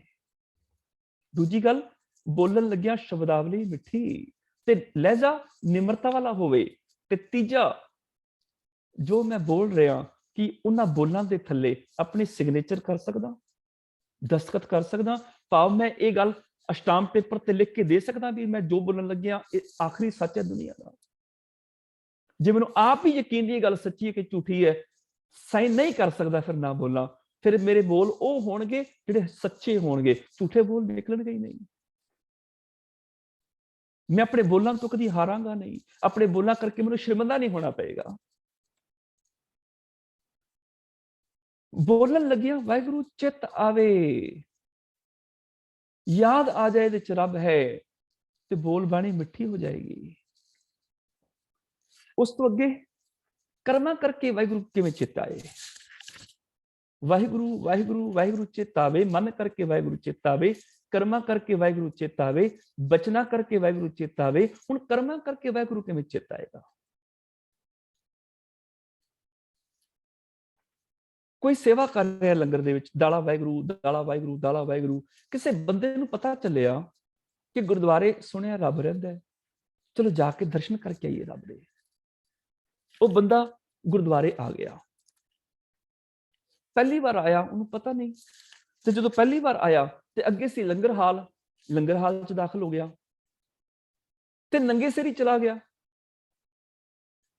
ਸੇਵਾਦਾਰ ਨੇ ਦੇਖ ਲਿਆ, ਦਾਲ ਤੇ ਵਰਤਾ ਰਿਹਾ ਸੀ, ਦਾਲਾ ਵਾਹਿਗੁਰੂ ਦਾਲਾ ਵਾਹਿਗੁਰੂ। ਉਹਨੇ ਦੇਖਿਆ ਨੰਗੇ ਸਿਰ ਆ ਗਿਆ, ਉਹਨੇ ਬਾਲਟੀ ਉੱਥੇ ਹੀ ਰੱਖ ਦਿੱਤੀ। ਕੜਛੀ ਤੇ ਹੱਥ 'ਚ ਫੜੀ ਹੋਈ ਸੀ ਪਹਿਲਾਂ ਹੀ। ਹੁਣ ਕੜਛੀ ਲੈ ਕੇ ਉਹ ਮਾਰਨ ਨੂੰ ਦੌੜਿਆ, ਨੰਗੇ ਸਿਰ ਆ ਗਿਆ, ਪਤਾ ਨਹੀਂ ਇੱਥੇ। ਜਦੋਂ ਕੜਛੀ ਲੈ ਕੇ ਮਾਰਨ ਨੂੰ ਦੌੜਿਆ, ਉਹ ਬੰਦੇ ਨੇ ਬਾਹਰ ਭੱਜ ਕੇ ਜਾਨ ਬਚਾਈ। ਹੁਣ ਬੰਦਾ ਘਰ ਜਾ ਕੇ ਕਹੇਗਾ ਨਾ ਕਿ ਮੈਂ ਗੁਰਦੁਆਰੇ ਰੱਬ ਦੇ ਦਰਸ਼ਨ ਕਰਨ ਗਿਆ ਸੀ, ਉੱਥੇ ਰੱਬ ਰੂਪ ਤੇ ਕੋਈ ਨਹੀਂ ਰਹਿੰਦਾ, ਸ਼ੈਤਾਨ ਜ਼ਰੂਰ ਰਹਿੰਦੇ ਨੇ, ਮੈਨੂੰ ਮਾਰਨ ਨੂੰ ਪਏ ਸੀ, ਉੱਥੇ ਤੇ ਸ਼ੈਤਾਨ ਵਸਦੇ ਨੇ। ਜ਼ੁਬਾਨ ਕਹਿ ਰਹੀ ਹੈ ਦਾਲਾ ਵਾਹਿਗੁਰੂ, ਹੱਥ ਕਿਸੇ ਨੂੰ ਮਾਰ ਰਹੇ ਨੇ। ਕਰਮਾਂ 'ਚ ਕਿੱਥੇ ਗਿਆ ਰੱਬ? ਕਰਮਾਂ 'ਚ ਨਹੀਂ ਆਇਆ ਨਾ। ਵਾਹਿਗੁਰੂ ਸਿਮਰਨ ਕਰਮਾਂ ਕਰਕੇ ਵੀ ਹੋਵੇ। ਜਦੋਂ ਹੱਥ ਕਿਸੇ ਨੂੰ ਮਾਰਨ ਲੱਗਣ, ਵਾਹਿਗੁਰੂ ਚਿੱਤ ਆਵੇ, ਯਾਦ ਆ ਜਾਏ ਇਹਦੇ 'ਚ ਰੱਬ ਬੈਠੇ, ਨੂੰ ਕਾਹਨੂੰ ਮਾਰਨਾ ਹੈ। ਉਹਨੂੰ ਕਹੋ ਭਾਈ ਸਾਹਿਬ ਜੀ ਆਓ, ਇਸ ਘਰ ਵਿੱਚ ਤੁਹਾਡਾ ਸਵਾਗਤ ਹੈ, ਜੀ ਆਇਆਂ ਨੂੰ। ਲੱਗਦਾ ਤੁਸੀਂ ਪਹਿਲੀ ਵਾਰ ਆਏ ਹੋ, ਇਸ ਕਰਕੇ ਤੁਹਾਨੂੰ ਇਸ ਘਰ ਦੀ ਮਰਿਆਦਾ ਦਾ ਨਹੀਂ ਪਤਾ। ਜੇ ਪਹਿਲੀ ਵਾਰ ਆਏ ਹੋ ਤੇ ਜੀ ਆਇਆਂ ਨੂੰ, ਜੇ ਭੁੱਲ ਗਏ ਤੇ ਕੋਈ ਗੱਲ ਨਹੀਂ। ਇਸ ਘਰ ਦੀ ਮਰਿਆਦਾ ਹੈ, ਇੱਥੇ ਸਿਰ ਢੱਕ ਕੇ ਆਈਦਾ ਹੈ। ਉਹਨੂੰ ਆਪ ਰੁਮਾਲ ਦਿਓ, ਉਹਦੇ ਸਿਰ ਤੇ ਰੁਮਾਲ ਬੰਨੋ। ਉਹਨੂੰ ਕਹੋ ਵੀ ਸੱਜਣਾ ਆ ਹੀ ਗਿਆ, ਚਲ ਪਹਿਲਾਂ ਲੰਗਰ ਛਕ ਲੈ ਇੱਥੇ। ਉਹਨੂੰ ਪੰਗਤ 'ਚ ਬਿਠਾਓ, ਉਹਦੇ ਅੱਗੇ ਥਾਲ ਰੱਖੋ, ਲੰਗਰ ਛਕਾਓ। ਉਹਨੂੰ ਕਹੋ ਸੱਜਣਾ ਦੇਖ, ਤੂੰ ਪਹਿਲੀ ਵਾਰ ਆਇਆ, ਤੈਨੂੰ ਪਤਾ ਨਹੀਂ ਝੂਠੇ ਭਾਂਡੇ ਕਿੱਥੇ ਧੋਈਦੇ ਨੇ, ਤੇਰਾ ਝੂਠਾ ਥਾਲ ਮੈਂ ਧੋ ਦੇਣਾ ਵਾ। ਉਹਦੇ ਝੂਠੇ ਭਾਂਡੇ ਚੁੱਕ ਕੇ ਧੋਵੋ, ਚੁੱਕ ਕੇ ਲੈ ਕੇ ਜਾਓ। ਉਹਨੂੰ ਕਹੋ ਸੱਜਣਾ ਹੁਣ ਚਲਾ ਜਾਓ ਉੱਪਰ ਦਰਬਾਰ ਦੇ ਵਿੱਚ, ਕੋਈ ਗੱਲ ਸਿੱਖੀ ਬਾਰੇ ਪੁੱਛਣੀ ਹੋਵੇ ਭਾਈ ਸਾਹਿਬ ਦੇ ਕੋਲੋਂ ਪੁੱਛ ਲਿਓ, ਤੁਹਾਨੂੰ ਦੱਸ ਦੇਣਗੇ।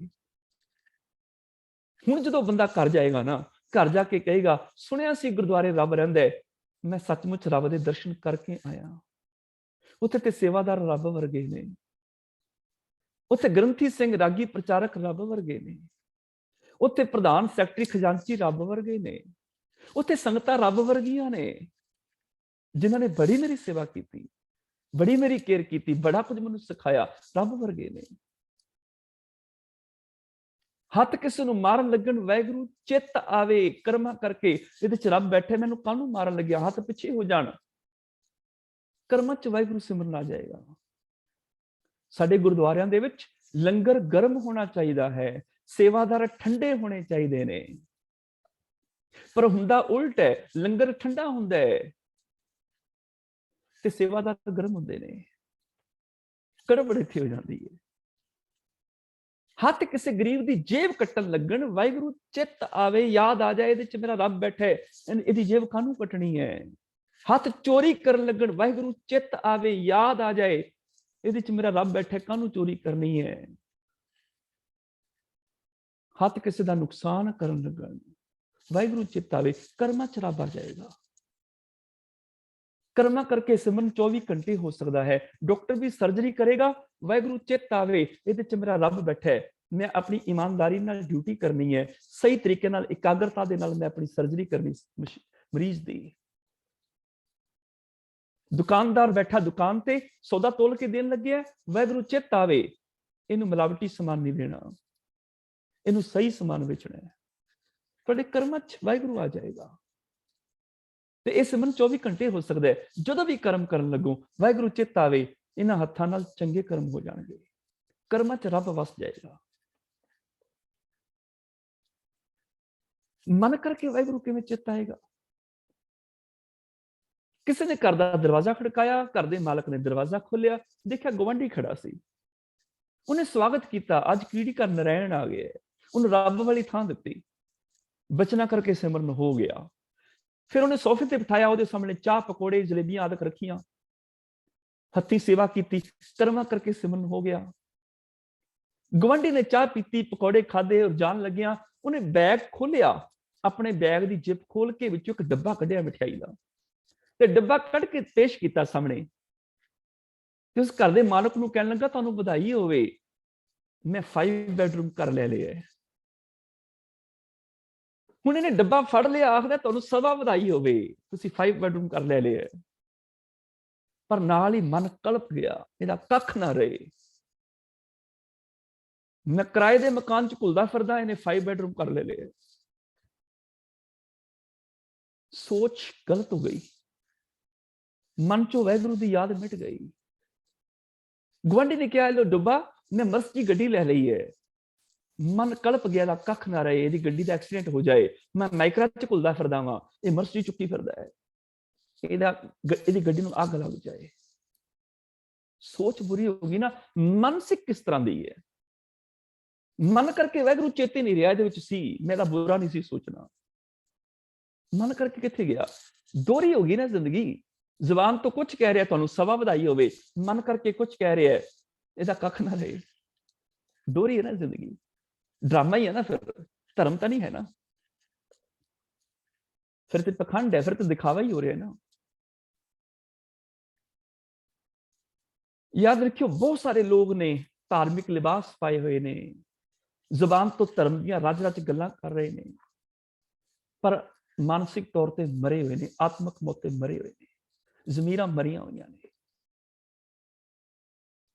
एक पिंड दे विच 3-4 गुरुद्वारे हुंदे ने, वख-वख जातां दे नाल ते, 2 ही ला लो, चलो 2 कुते गुरुद्वारे होणगे, 2 कु मंदिर होणगे, 2 कु एक अद्धी मसीत, एक अद्धा चर्च या खानगा होएगी, कबर भी हुंदी लगभग हर पिंड दे विच, 1-2 बाबियां दे डेरे हुंदे ने, 7-8 धार्मिक स्थान हुंदे ने एक पिंड दे विच।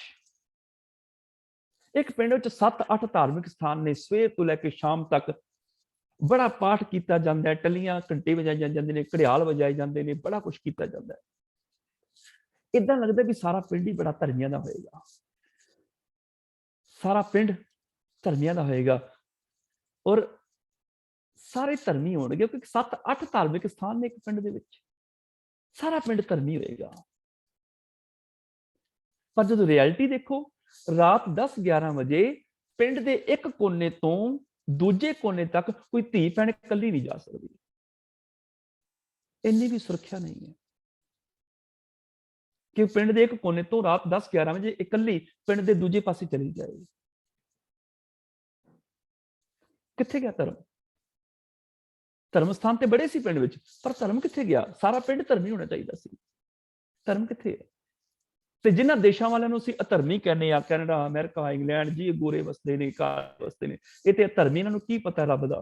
जिन्हां नूं असीं अधर्मी कहने आ, मैं नहीं कहंदा धर्मी हन कि नहीं, पर जदों मैं उन्हां देशां वल देखदा, रात 2-2 वजे धीआं बच्चियां भैणां, कोई जॉब ते जा रही है, कोई बस च सफर कर रही है, कोई ट्रेन च कर रही है, कोई किते सैर करन जा रही है, कोई किते रेस्टोरेंट खाना खान, कोई उच्ची अख करके भी नहीं देखता। गलत हरकत ते दूर की गल है।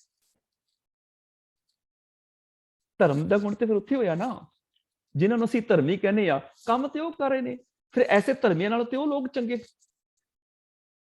तो जिथे धर्म के नाम ते किन्ने किन्ने स्थान बने हुए ने, ਉੱਥੇ ਸਾਡੀ ਧੀ ਭੈਣ ਕੋਈ ਸੁਰੱਖਿਅਤ ਨਹੀਂ ਹੈ, ਫਿਰ ਧਰਮ ਕਿੱਥੇ ਗਿਆ ਭਲਾ? ਦੋਹਰੀ ਜ਼ਿੰਦਗੀ ਹੋਈ ਨਾ। ਜ਼ਬਾਨ ਧਰਮ ਦੀਆਂ ਗੱਲਾਂ, ਕੱਪੜੇ ਧਾਰਮਿਕ ਲਿਬਾਸ ਧਰਮ ਦਾ, ਸੋਚ ਜਿਹੜੀ ਉਹ ਮੰਦ ਕਰਨੀ ਹੈ। ਸਾਡਾ ਜੀਵਨ ਦੋਹਰਾ ਹੈ। ਅਸੀਂ ਦੋਹਰਾ ਵੇਖਦੇ ਹਾਂ, ਦੋਹਰਾ ਸੁਣਦੇ ਹਾਂ, ਦੋਹਰਾ ਬੋਲਦੇ ਹਾਂ, ਦੋਹਰੇ ਹੀ ਕਰਮ ਕਰਦੇ ਹਾਂ। ਆਪਣੀ ਧੀ ਭੈਣ ਨੂੰ ਕਿਸੇ ਹੋਰ ਨਜ਼ਰ ਨਾਲ ਦੇਖਦੇ ਹਾਂ, ਦੂਜੇ ਦੀ ਧੀ ਭੈਣ ਨੂੰ ਕਿਸੇ ਹੋਰ ਨਜ਼ਰ ਨਾਲ ਦੇਖਦੇ ਹਾਂ।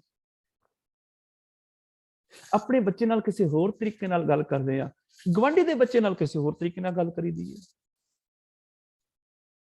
ਸਾਡਾ ਬੋਲਣਾ ਵੀ ਦੋਹਰਾ ਹੈ, ਸਾਡੇ ਕਰਮ ਦੋਹਰੇ ਨੇ। ਆਪਣੇ ਪੁੱਤਰ ਲਈ ਪਰੌਂਠਾ ਘਿਓ ਚ ਲਬੇੜ ਕੇ ਚੋਪੜ ਕੇ ਬਣਾਈਦਾ ਹੈ, ਜਦੋਂ ਸੰਗਤਾਂ ਨੇ ਲੰਗਰ ਛਕਣਾ ਹੈ, ਚਾਹੇ ਪ੍ਰਸ਼ਾਦੇ ਕੱਚੇ ਨੇ ਚਾਹੇ ਸੜ ਗਏ, ਕੌਣ ਦੇਖਦਾ ਹੈ? ਦੋਹਰੇ ਹੋ ਗਏ ਨਾ ਕਰਮ, ਦੋਹਰੀ ਜ਼ਿੰਦਗੀ ਹੋ ਗਈ। ਕਿੱਥੇ ਗਿਆ ਮਨ ਕਰਕੇ? ਦਿਖਾਵਾ ਹੋਇਆ ਨਾ ਫਿਰ। ਔਰ ਇਹਦਾ ਮਤਲਬ ਧਾਰਮਿਕ ਲਿਬਾਸ ਗੱਲਾਂ ਬਹੁਤ ਕੁਛ ਹੈ। ਸਮਾਧੀਆਂ ਨੇ, ਅੱਖਾਂ ਬੰਦ ਮਾਲਾ ਘੁੰਮ ਰਹੀਆਂ ਨੇ। ਕਦੀ ਬਗਲੇ ਨੂੰ ਦੇਖੋ, ਉਹਨੇ ਵੀ ਚਿੱਟਾ ਲਿਬਾਸ ਪਾਇਆ ਹੈ, ਉਹ ਵੀ ਇੱਕ ਲੱਤ ਦੇ ਭਾਰ ਪਾਣੀ ਚ ਖੜ ਕੇ ਤਪ ਕਰਦਾ ਹੈ, ਉਹਦੀਆਂ ਵੀ ਅੱਖਾਂ ਬੰਦ ਹੁੰਦੀਆਂ ਨੇ। ਵਿੱਚ ਵਿੱਚ ਇੱਕ ਅੱਧੀ ਅੱਖ ਖੋਲ ਕੇ ਦੇਖ ਲੈਂਦਾ, ਡੱਡੀ ਮੱਛੀ ਆਈ ਤੇ ਨਹੀਂ, ਜਿੱਥੇ ਆਂਦੀ ਉੱਥੇ ਫੜ ਲੈਂਦਾ। 99.9% ਸਾਡੇ ਧਾਰਮਿਕ ਲੋਕ, ਧਾਰਮਿਕ ਬਾਬੇ ਬਗਲੇ ਭਗਤਾਂ ਵਰਗੇ ਨੇ। ਕਦੀ ਇਹਨਾਂ ਦੀ ਪਕੜ ਚ ਜਾ ਕੇ ਦੇਖੋ, ਬਗਲੇ ਤੋਂ ਤੇ ਭਾਵੇਂ ਕੋਈ ਮੱਛੀ ਬਚ ਜਾਏ, ਮਜਾਲ ਇਹਨਾਂ ਤੋਂ ਕੋਈ ਬਚ ਜਾਏ।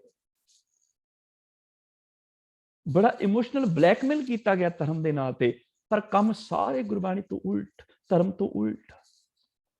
ਅਸੀਂ ਠੱਗੇ ਜਾ ਰਹੇ ਹਾਂ ਧਰਮ ਦੇ ਨਾਂ ਤੇ, ਬੁਰੀ ਤਰ੍ਹਾਂ ਠੱਗੇ ਜਾ ਰਹੇ ਹਾਂ। ਸਾਨੂੰ ਪ੍ਰੈਕਟੀਕਲ ਜ਼ਿੰਦਗੀ ਜਿਉਣੀ ਸਿਖਾ ਨਹੀਂ ਰਿਹਾ ਕੋਈ। ਸਿਰਫ ਕਰਮ ਧਰਮ ਅਡੰਬਰ ਦੇ ਨਾਂ ਤੇ ਅਸੀਂ ਕਰਮ ਕਾਂਡ ਹੀ ਕਰ ਰਹੇ ਹਾਂ।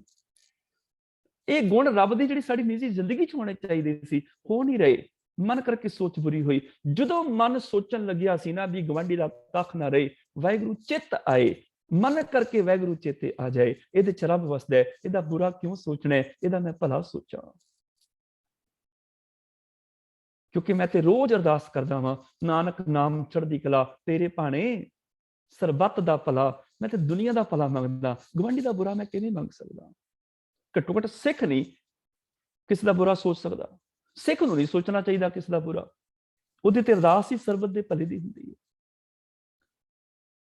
ਹੁਣ ਇਹਦਾ ਇੱਕ ਫਾਇਦਾ ਕੀ ਹੈ? ਇਹ ਸਿਮਰਨ 24 ਘੰਟੇ ਹੋ ਸਕਦਾ। ਜਦੋਂ ਮਨ ਕਰਕੇ ਕਿਸੇ ਦਾ ਬੁਰਾ ਸੋਚਣ ਲੱਗੋ, ਵਾਹਿਗੁਰੂ ਚਿੱਤ ਆਵੇ, ਯਾਦ ਆ ਜਾਏ, ਇਹਦਾ ਬੁਰਾ ਨਹੀਂ ਸੋਚਣਾ, ਚੰਗਾ ਸੋਚਣਾ। ਚੰਗੀ ਸੋਚ ਵਿੱਚੋਂ ਚੰਗੇ ਕਰਮ ਜਨਮ ਲੈਣਗੇ, ਸਮਾਜ ਦਾ ਭਲਾ ਹੋਏਗਾ, ਕਰਮਾਂ ਕਰਕੇ ਸਿਮਰਨ ਹੋ ਜਾਏਗਾ, ਬੋਲ ਬਾਣੀ ਮਿੱਠੀ ਹੋ ਜਾਏਗੀ। ਦੇਖੋ, 3 ਵਾਰੀ ਅਸੀਂ ਕਹਿੰਦੇ ਹਾਂ ਵਾਹਿਗੁਰੂ ਵਾਹਿਗੁਰੂ ਵਾਹਿਗੁਰੂ, ਚਿੱਤ ਆਵੇ। ਚਿੱਤ ਆਵਨ ਕਾ ਸਦਕਾ ਸਰਬ ਸੁਖ ਹੋਵੇ। ਚਿੱਤ ਆਵਨ ਕਾ ਸਦਕਾ ਸਰਬ ਸੁਖ ਹੋਵੇ। ਜਿਹੜਾ ਧਰਮੀ ਬੰਦਾ ਹੈ ਨਾ, ਧਰਮੀ ਬੰਦਾ ਸਵਾਰਥੀ ਨਹੀਂ ਹੁੰਦਾ, ਸੈਲਫਿਸ਼ ਨਹੀਂ ਹੁੰਦਾ। ਮੈਂ ਆਪਣੇ ਘਰ 'ਚ ਫੁੱਲਾਂ ਦੀ ਬਗੀਚੀ ਖੜਾ ਲਈ, ਮੇਰੇ ਘਰ 'ਚ ਫੁੱਲਾਂ ਦੀ ਸੁਗੰਧੀ ਹੋਵੇ, ਪਰ ਮੇਰੇ ਘਰ ਦੇ ਬਾਹਰ ਕੂੜੇ ਦੇ ਢੇਰ ਲੱਗੇ ਹੋਣ, ਮੇਰੇ ਘਰ ਦੀ ਸੁਗੰਧੀ ਕਿੰਨਾ ਕੁ ਚਿਰ ਬਚੀ ਰਹੇਗੀ? ਮੇਰੇ ਘਰ ਦੀ ਸੁਗੰਧੀ ਖਤਮ ਹੋ ਜਾਏਗੀ। ਮੈਨੂੰ ਕੀ ਕਰਨਾ ਪਏਗਾ? ਮੈਨੂੰ ਆਪਣੇ ਆਲੇ ਦੁਆਲੇ ਦੀ ਵੀ ਸਫਾਈ ਕਰਨੀ ਪਏਗੀ। ਜਦੋਂ ਆਲੇ ਦੁਆਲੇ ਦੀ ਸਫਾਈ ਕਰਾਂਗਾ, ਮੇਰੇ ਆਪਣੇ ਘਰ 'ਚ ਫੁੱਲਾਂ ਦੀ ਸੁਗੰਧੀ ਬਚੀ ਰਹੇਗੀ। ਸਿਰਫ ਮੇਰਾ ਹੀ ਘਰ ਸੁਗੰਧਿਤ ਨਹੀਂ ਹੋਏਗਾ, ਬਾਹਰੋਂ ਕੋਈ ਰਾਹੀ ਮੁਸਾਫਰ ਲੰਘੇਗਾ, ਉਹ ਵੀ ਸੁਗੰਧੀ ਲੈ ਕੇ ਜਾਏਗਾ, ਉਹ ਵੀ ਖੁਸ਼ ਹੋ ਕੇ ਜਾਏਗਾ। ਜਦੋਂ ਮਨ ਕਰਕੇ ਵਾਹਿਗੁਰੂ, ਕਰਮਾਂ ਕਰਕੇ ਵਾਹਿਗੁਰੂ, ਬਚਨਾ ਕਰਕੇ ਵਾਹਿਗੁਰੂ ਮੈਂ ਚੇਤੇ ਕਰਾਂਗਾ, ਮੈਂ ਸਵਾਰਥੀ ਨਹੀਂ ਹੋਵਾਂਗਾ, ਮੈਂ ਆਪਣੇ ਲਈ ਸੋਚ ਲਿਆ ਬਸ ਨਹੀਂ। ਮੇਰਾ ਇਹ ਮਨ ਬਚਨ ਕਰਮ ਵਾਲਾ ਸਿਮਰਨ ਪੂਰੀ ਦੁਨੀਆ ਨੂੰ ਸੁਖ ਦੇਗਾ। ਮੈਂ ਚੰਗਾ ਸੋਚਾਂਗਾ, ਚੰਗੀ ਸੋਚ ਵਿੱਚੋਂ ਸਮਾਜ ਦੇ ਚੰਗੇ ਕਰਮ ਪੈਦਾ ਹੋਣਗੇ, ਸਮਾਜ ਦਾ ਭਲਾ ਹੋਏਗਾ। ਮੈਂ ਬੋਲਣ ਲੱਗਿਆ ਵਾਹਿਗੁਰੂ ਚੇਤੇ ਕਰਾਂਗਾ, ਇਹਦੇ ਚ ਰੱਬ ਹੈ, ਮਿੱਠਾ ਬੋਲਾਂਗਾ, ਦੂਜੇ ਨੂੰ ਵੀ ਖੁਸ਼ੀ ਮਿਲ ਜਾਏਗੀ। ਕਰਮ ਕਰਨ ਲੱਗਿਆ ਵਾਹਿਗੁਰੂ ਚੇਤੇ ਰਹੇਗਾ, ਇਹਦੇ ਚ ਰੱਬ ਹੈ, ਮੈਂ ਚੰਗੇ ਕਰਮ ਕਰਨੇ ਨੇ, ਮੈਂ ਤੇ ਵਾਹਿਗੁਰੂ ਚੇਤੇ ਕਰ ਲਵਾਂਗਾ, ਜਿਹਦੇ ਨਾਲ ਕਰਮ ਕਰਾਂਗਾ ਉਹਦਾ ਵੀ ਭਲਾ ਹੋ ਜਾਏਗਾ। ਮਨ ਕਰਕੇ, ਬਚਨਾ ਕਰਕੇ, ਕਰਮਾਂ ਕਰਕੇ ਵਾਹਿਗੁਰੂ ਚਿੱਤ ਆਵੇ, ਤੇ ਇਸ ਚਿੱਤ ਦਾ ਆਉਣ ਦਾ ਹੋਏਗਾ ਕੀ? ਇਹਦੇ ਨਾਲ ਚਿੱਤ ਆਵਨ ਕਾ ਸਦਕਾ ਸਰਬ ਸੁਖ ਹੋਵੇ। ਜਦੋਂ ਮੈਂ ਮਨ ਕਰਮ ਬਚਨ ਕਰਕੇ ਵਾਹਿਗੁਰੂ ਚੇਤੇ ਕਰਾਂਗਾ, ਸਾਰੀ ਦੁਨੀਆ ਨੂੰ ਸੁਖ ਮਿਲ ਜਾਏਗਾ। ਫਿਰ ਮੇਰੀ ਜ਼ਿੰਦਗੀ ਦੀ ਜੁਗਤ ਇਸ ਤਰ੍ਹਾਂ ਪੂਰੀ ਹੋਏਗੀ। ਨਾਨਕ ਸਤਿਗੁਰੂ ਭੇਟੇ ਹੈ, ਪੂਰੀ ਹੋਵੇ ਜੁਗਤ ਕਿਵੇਂ ਹਸੰਦਿਆਂ ਖਿਲੰਦਿਆਂ ਪਿਲੰਦਿਆਂ ਖਵੰਦਿਆਂ ਵਿੱਚ ਹੋਵੇ ਮੁਕਤ। ਮੈਂ ਕਾਰੋਬਾਰ ਕਰਦਿਆਂ ਹੱਸਦਿਆਂ ਖੇਡਦਿਆਂ ਸਾਰਾ ਕੁਝ ਕਰਦਿਆਂ ਵੀ ਮੈਂ ਰੱਬੀ ਯਾਦ ਨਾਲ ਜੁੜ ਸਕਦਾ ਵਾਂ। ਸਾਰਾ ਕੁਝ ਕਰਦਿਆਂ ਵੀ ਰੱਬੀ ਯਾਦ ਨਾਲ ਜੁੜ ਸਕਦਾ ਵਾਂ। ਔਰ ਇਹ ਸਿਮਰਨ ਮੇਰਾ 24 ਘੰਟੇ ਹੋ ਸਕਦਾ ਹੈ। ਜਦੋਂ ਬੋਲਣ ਲੱਗਾ ਵਾਹਿਗੁਰੂ ਚਿੱਤ ਆਵੇ, ਜਦੋਂ ਸੋਚਣ ਲੱਗਾ ਵਾਹਿਗੁਰੂ ਚਿੱਤ ਆਵੇ, ਜਦੋਂ ਕਰਮ ਕਰਨ ਲੱਗਾ ਵਾਹਿਗੁਰੂ ਚਿੱਤ ਆਵੇ, ਯਾਦ ਆ ਜਾਏ ਇਹਦੇ 'ਚ ਮੇਰਾ ਰੱਬ ਬੈਠਾ ਹੈ, ਇਹਦੇ ਬਾਰੇ ਬੁਰਾ ਨਹੀਂ ਸੋਚਣਾ, ਇਹਦੇ ਨਾਲ ਬੁਰਾ ਨਹੀਂ ਬੋਲਣਾ, ਇਹਦੇ ਨਾਲ ਇਹਦਾ ਨੁਕਸਾਨ ਨਹੀਂ ਮੈਂ ਹੱਥਾਂ ਨਾਲ ਕਰਨਾ। ਜਦੋਂ ਮੇਰੇ ਮਨ ਕਰਮ ਬਚਨ ਦੇ ਵਿੱਚ ਵਾਹਿਗੁਰੂ ਚੇਤੇ ਆ ਜਾਏਗਾ ਤੇ ਇਹਦਾ ਫਾਇਦਾ ਕੀ ਹੋਏਗਾ? ਕੱਲਾ ਮੈਂ ਹੀ ਰੱਬ ਨਾਲ ਨਹੀਂ ਜੁੜਾਂਗਾ, ਬਲਕਿ ਚਿੱਤ ਆਵਨ ਕਾ ਸਦਕਾ ਸਰਬ ਸੁਖ ਹੋਵੇ, ਬਾਕੀਆਂ ਨੂੰ ਵੀ ਸੁਖ ਮਿਲ ਜਾਏਗਾ। ਦੁਨੀਆ ਸੁਖੀ ਤੇ ਸ਼ਾਂਤ ਹੋ ਜਾਏਗੀ, ਬਾਕੀਆਂ ਨੂੰ ਵੀ ਇਹਨਾਂ ਗੁਣਾਂ ਦਾ ਲਾਭ ਮਿਲ ਜਾਏਗਾ। ਫਿਰ ਮੇਰੀ ਕੀਤੀ ਅਰਦਾਸ ਸਫਲ ਹੋ ਜਾਏਗੀ। ਨਾਨਕ ਨਾਮ ਚੜ੍ਹਦੀ ਕਲਾ, ਤੇਰੇ ਭਾਣੇ ਸਰਬੱਤ ਦਾ ਭਲਾ। ਹੋਈਆਂ ਅਦਿਅੰਤ ਭੁੱਲਾਂ ਖਿਮਾ ਕਰਨੀਆਂ ਜੀ। ਸਤਿਕਾਰਯੋਗ ਸਰਦਾਰ ਜਗੀਰ ਸਿੰਘ ਜੀ ਹੋਰਾਂ ਨੇ ਸਲਾਹ ਦਿੱਤੀ ਸੀ, ਸ਼ਾਇਦ 33 ਬਾਣੀ ਦੀ ਜਾਂ 52 ਅੱਖਰੀ ਦੀ, ਮੈਨੂੰ ਯਾਦ ਨਹੀਂ, ਉਹ ਮੈਨੂੰ ਇੱਕ ਵਾਰੀ ਯਾਦ ਕਰਾ ਦੇਣ ਤੇ ਆਪਾਂ ਹੋ ਸਕਿਆ ਤੇ ਅਗਲੇ ਹਫਤੇ ਤੋਂ ਉਸੇ ਬਾਣੀ ਦੇ ਵਿਚਾਰ ਸ਼ੁਰੂ ਕਰਨ ਦੀ ਕੋਸ਼ਿਸ਼ ਕਰ ਲਵਾਂਗੇ ਜੀ। ਤੇ ਇੰਨੀਆਂ ਹੀ ਬੇਨਤੀਆਂ ਪ੍ਰਵਾਨ, ਹੋਈਆਂ ਭੁੱਲਾਂ ਖਿਮਾ ਕਰਨੀਆਂ। ਫਤਿਹ ਬੁਲਾਓ ਜੀ। ਵਾਹਿਗੁਰੂ ਜੀ ਕਾ ਖਾਲਸਾ, ਵਾਹਿਗੁਰੂ ਜੀ ਕੀ ਫਤਿਹ।